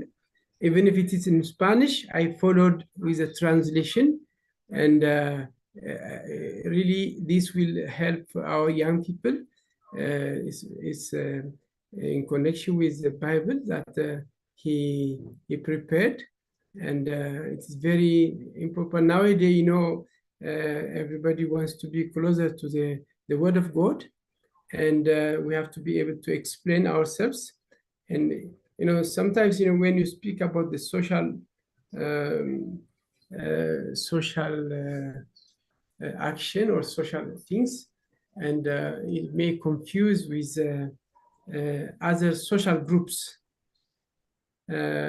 outside the church, and so they might consider us to be like that. But you know, we are rooted as a Christian, that as a character as a Christian, we are rooted in the teaching of the church, in the Word of God, and of course to the main mystery of our faith, that is the Trinity. And so really to see once again this way prepared, and hopefully that Father Ramon will give us the note. And it's very important that it also will help us, you know, because we were raising before about the chaplain, why we have no interest of the priest for the chaplaincy. So this may also raises the interest of our priest to involve in the chaplaincy work of the. So this at least it has attracted me. I know all my life I I have been as a YCW. So I think this will help the young people, the young priest, to help us for accompaniment. Thank you very much.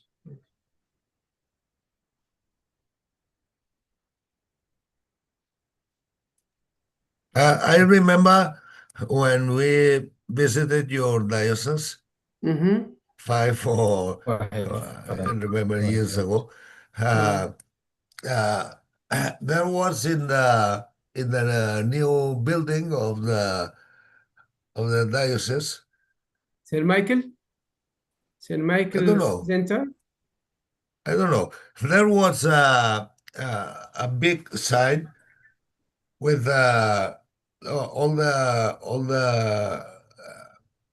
pastoral ways of the diocese, and another one with 10 points summarizing the social teaching of the church. And one of these points was the dignity of the workers and so on. And there was written there that's why YCW exists in our diocese. Yeah. Because it's so no, but so I mean, I think so. My reflection is, if I would be able to explain, but the pastoral has to offer spaces, times to allow people to share their real life. And when we have a group doing review of life, that's, if I can say like that, is like it's not a meeting. It's not only a meeting. It's like I would say like a liturgical meeting, because people offers their life, their real life. Otherwise, they have no so much opportunities to review their life and to offer to the others and even to God their life. I offer my life, all my life. That's a liturgical meeting. Yeah.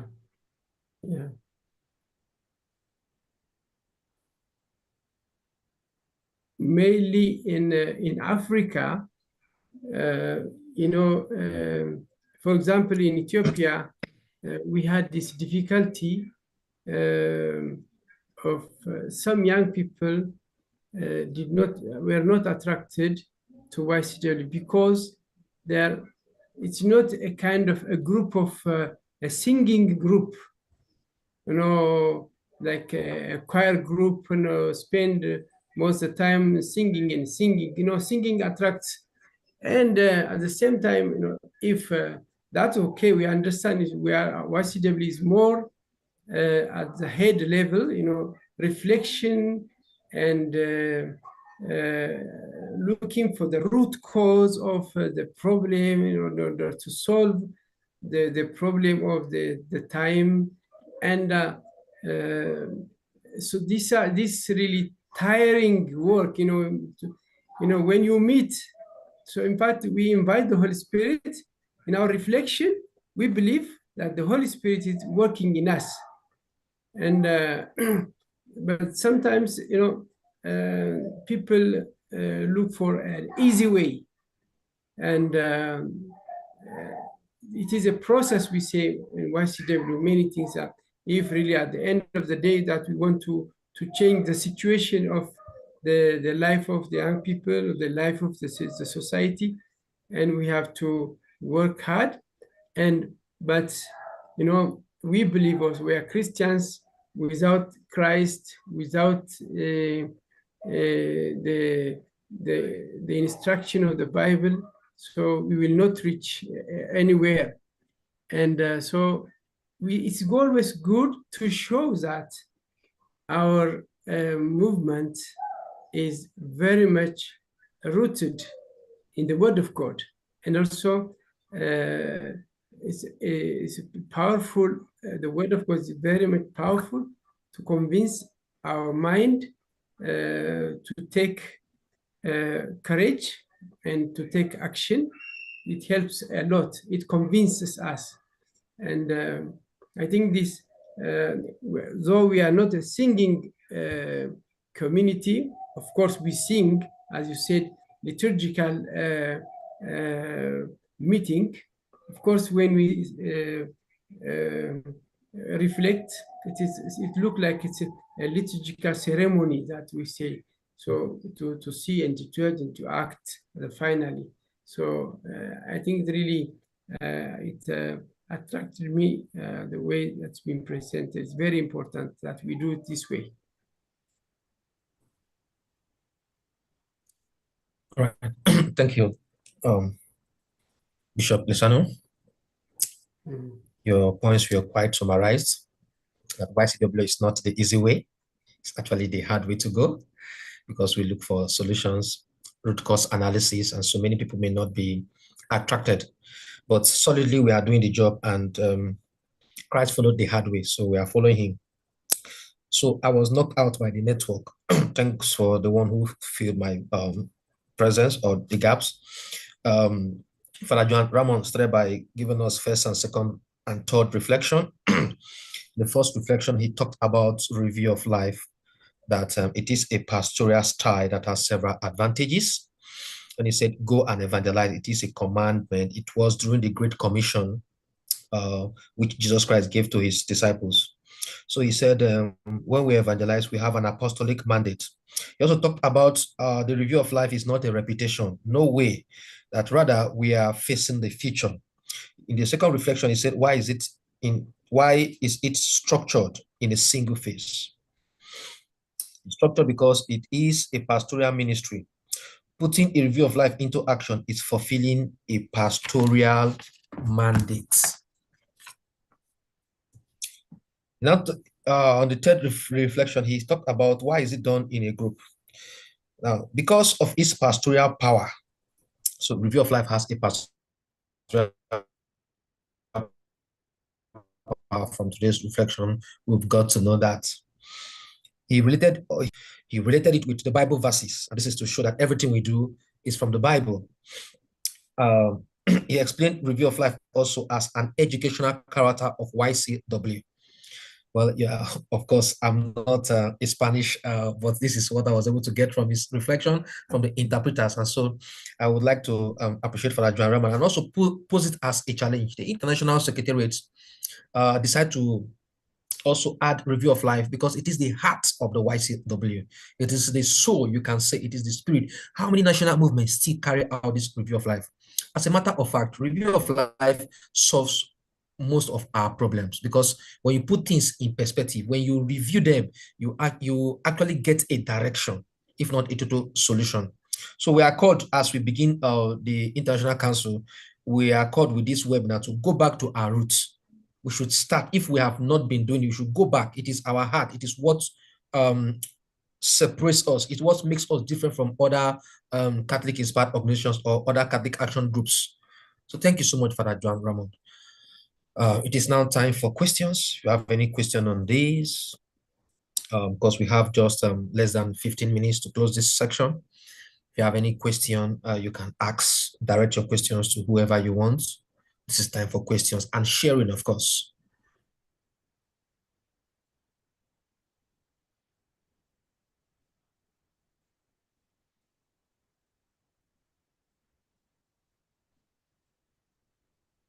If you want to speak, you can just raise up your hand and the floor will be given to you.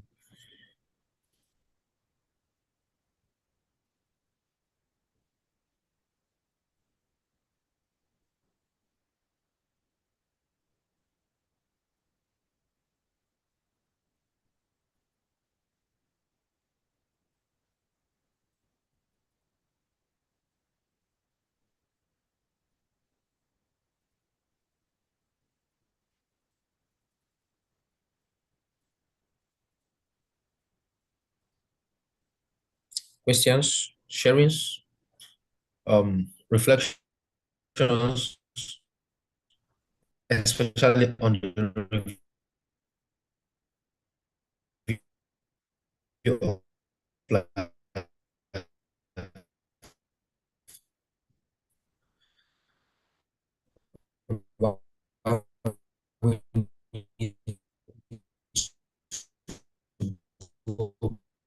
back to as involvement.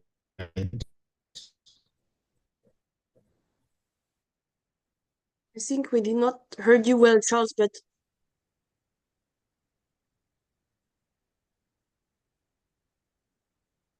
please, I will take the floor, hoping that one wanted to take it.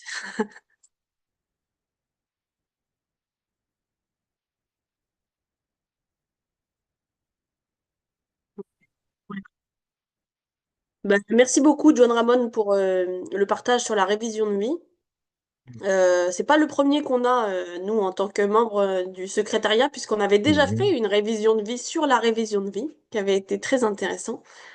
Et pour partager plutôt mon expérience, plus te poser une question, c'est vrai que je trouve que la révision de vie, elle a encore plus un intérêt dans nos vies de jeunes aujourd'hui, où finalement on a beaucoup d'espace pour partager sur nos vies, c'est-à-dire exposer en fait notre quotidien sur les réseaux sociaux, par des photos, sur WhatsApp, voilà. Mais on parle pas beaucoup de ce qu'on vit, de ce qu'on ressent sur la société. En tout cas, de moins en moins de personnes le font. Et je pense que c'est une chance en tant que jeune de pouvoir expérimenter cette révision de vie, d'être en confiance avec des jeunes dans un petit groupe. Et ça a été très bien souligné, que c'est aussi un groupe de confiance où on partage vraiment sur qui on est et ce qu'on pense. Et c'est presque comme une famille. Il y en a même, je pense, des jeunes comme moi qui partagent plus des choses plus profondes pendant leur révision de vie que ce qu'ils partagent avec leurs parents parfois. Et c'est vraiment un espace important. Et, et du coup, qui nous permet de plus être spectateur, d'être capable d'exprimer ce qu'on voit et ce qu'on ressent, et après d'agir en fonction. Et voilà, dans la société d'aujourd'hui où on peut être parfois très passif, je pense que c'est d'une importance capitale. Donc merci beaucoup encore pour ce partage.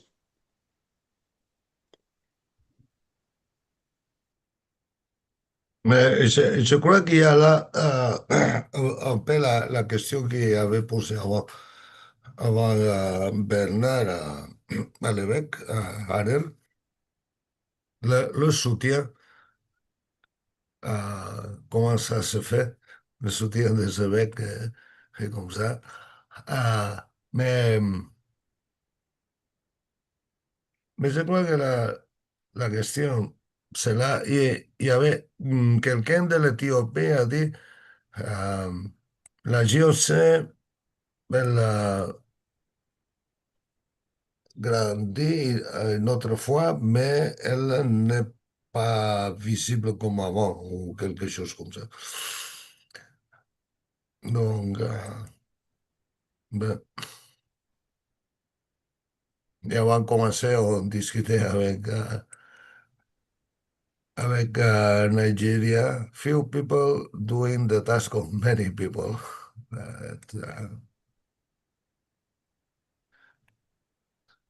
So, yeah.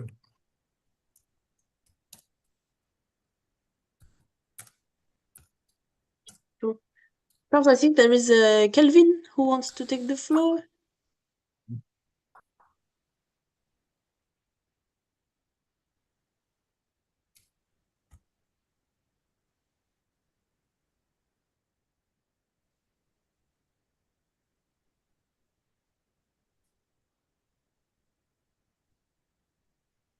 I think you're speaking, but the mic is not open. Mine? Mine is open.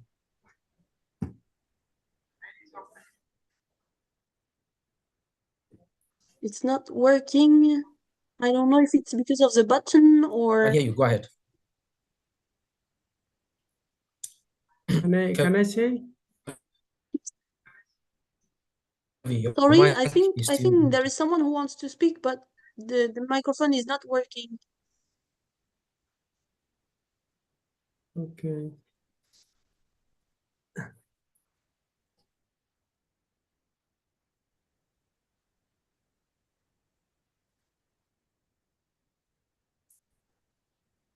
Kelvin, if you have access to the chat, maybe you can type your question. No. It's Waiting not a for question, having but the microphone that can work.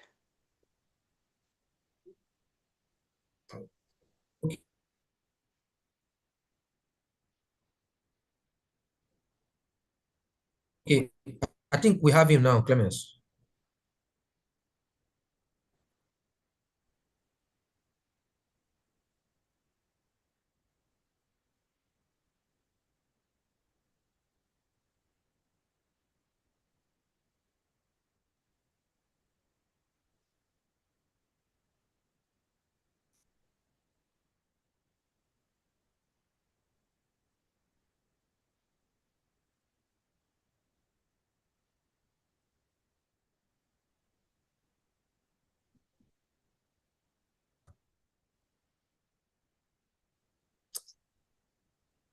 Yeah, I'm not sure it's working.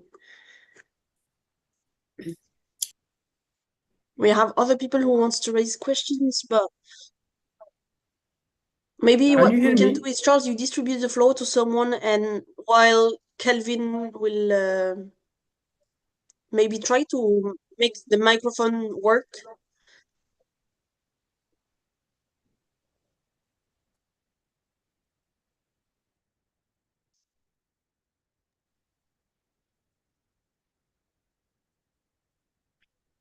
To speak first. I see Bishop Lesano who wants to speak, also Father Chris and Leonard. But can you hear my voice? Yes, of course. Yeah, in fact, just to add some point that Father Ramon raised a point about the dignity of the human beings, especially when he speaks of the pastoral side of the YCW. At the same time, the spirituality is really centered, on that. And many times it helped us because God, from the very beginning when we are created, we have been created in His image and as the sons and daughters of Him. So God, and so this is very good departure at the very beginning when you speak about it reconciles the social dimension of the YCW and the spiritual dimension of the YCW. The dignity of the human being is always, at the center of our faith and at the center of the social situation of our world today. So it is, that's why, it can be developed very well, and it awakens many young people. It attracts also. Nowadays, especially, that dignity is not well respected. In many ways, we are situated at the moment like in a war situation. So when such kind of fighting and war conflict happens, it really destroys the dignity of the humanity, and it's really we cannot close our eyes. But we are, as the YCW, we are non-violent action movement. As a non-violent action movement, also it puts us in a very neutral position, and but our instrument, our tool is the gospel, and that's what convinces us really to stand for the dignity of human being is the Bible itself, the teaching of the church itself. And everybody agree in that case. In fact, what is difficult is how can we take a stand in such complex situation, especially when I always live in that situation at the moment. But Gaza is there, and Ukraine is there, and many other places are also there, and Pakistan, in India, so many things are going on now. I think the reality, the fact, the actual fact really is help. So what Father Ramon has presented is really that it will help the young people again. So it's very the dignity of human being that Father Ramon, when he was with us in those days, still today we are repeating those points so that that it touches the life of the young people. Thank you.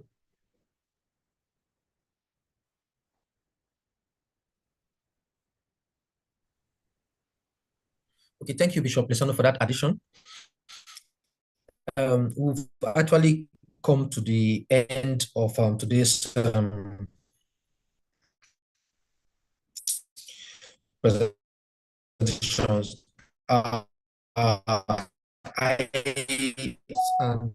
You can write presentations or your chat, because we are actually behind schedule now. We are supposed to end by 5, because if we continue, that means we are incurring more debt.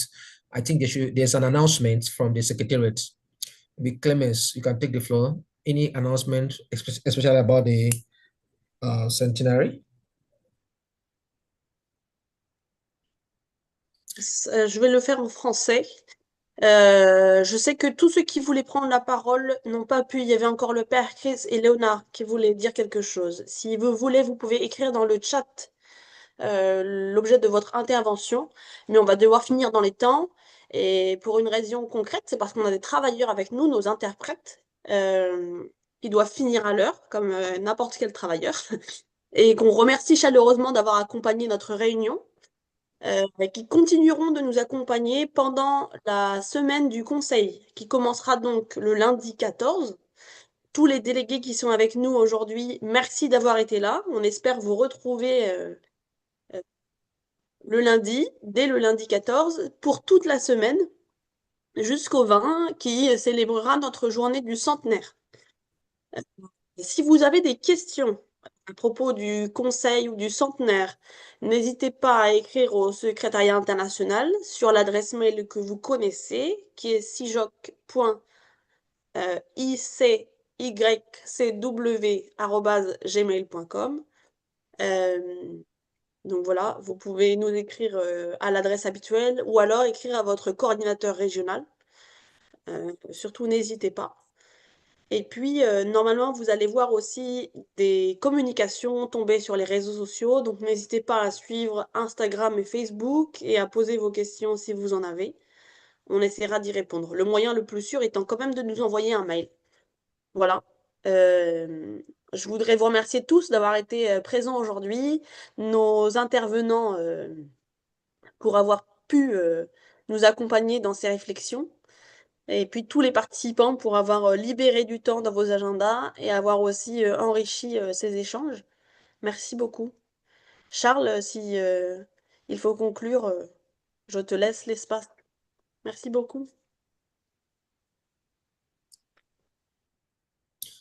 Right. Thank you so much, the President. Victor, anything from you? 1 minute. Okay.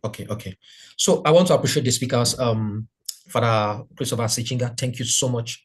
Behano, thank you so much for this wonderful presentation.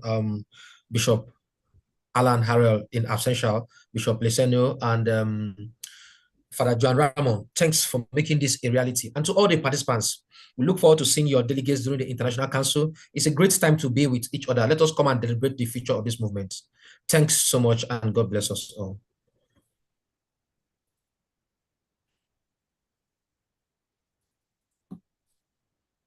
We have a J'ajouterais closing que prayer. si certains d'entre vous sont intéressés par le matériel qui a été partagé, par exemple les visuels de nos intervenants ou le fruit de leurs échanges, n'hésitez pas à nous envoyer un mail également. Ce sera plus simple pour nous d'y répondre comme ça. Donc un mail à la même adresse, celle de la CIJOC qui vous envoie tous les documents, tout le temps, la même adresse. On n'invente rien de nouveau. Envoyez un petit mail en demandant si c'est possible de recevoir les documents et on vous transmettra tout ça sans problème.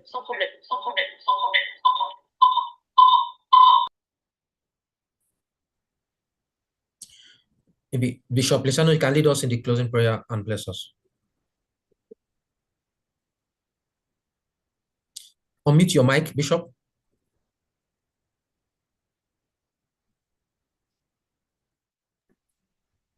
In the name of the Father, and of the Son, and of the Holy Spirit. Thank you, Amen. Lord Jesus. We thank you for your accompaniment in our meeting, in our sharing, in our training. So thank you very much.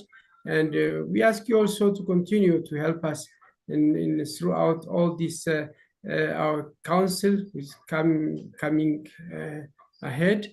And we ask you to bless all those participants who have been here and also those who did not make to be with us, and hopefully that they will learn from, we share with them, with those people. And we ask you to bless us and to bless our the remaining time that while we are going away.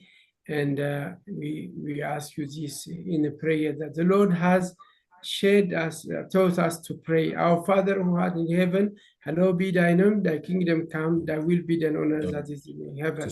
Give us this day our daily bread, and forgive us our trespasses, as we forgive those trespass against us, and lead us not to temptation, but deliver us from all evil. Glory be to the Father, and to the Son, and to the Holy Spirit, as it was in the beginning, now and ever shall be, world without end. Amen. May Almighty God bless you, the Father, the Son, and the Holy Spirit.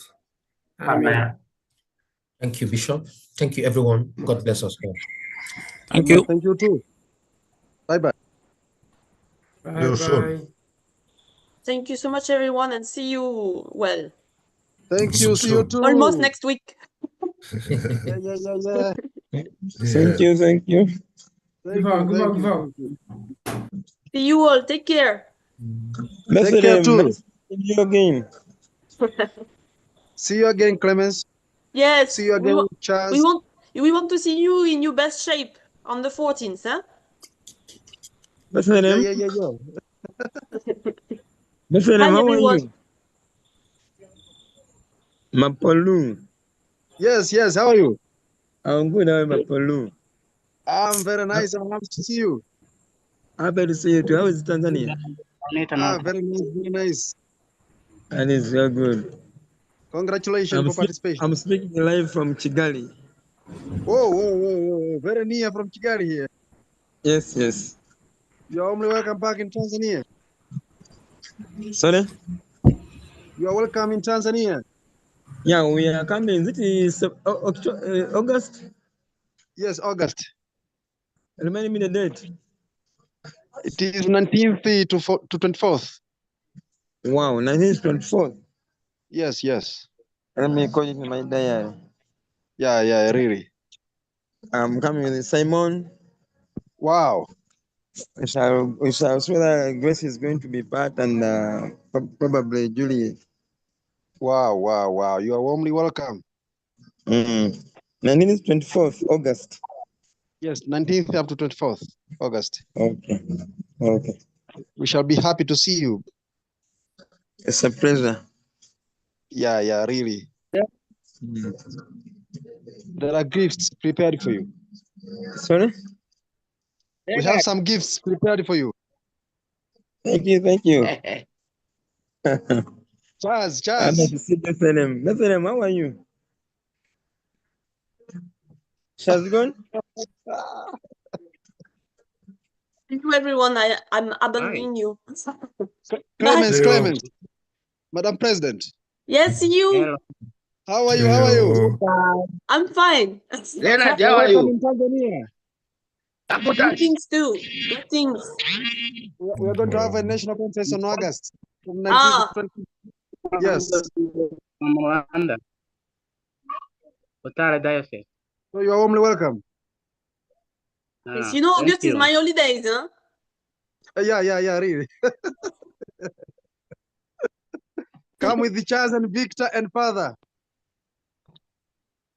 You make a delegation? I don't know. And So see we you wish you soon. all the best for the preparation. Thank you so Thank much. you. Thank you. See you soon, huh? Yes, yes. Bye. Bye-bye. Bye-bye. Thank you. Bye-bye. Mm. Bye-bye.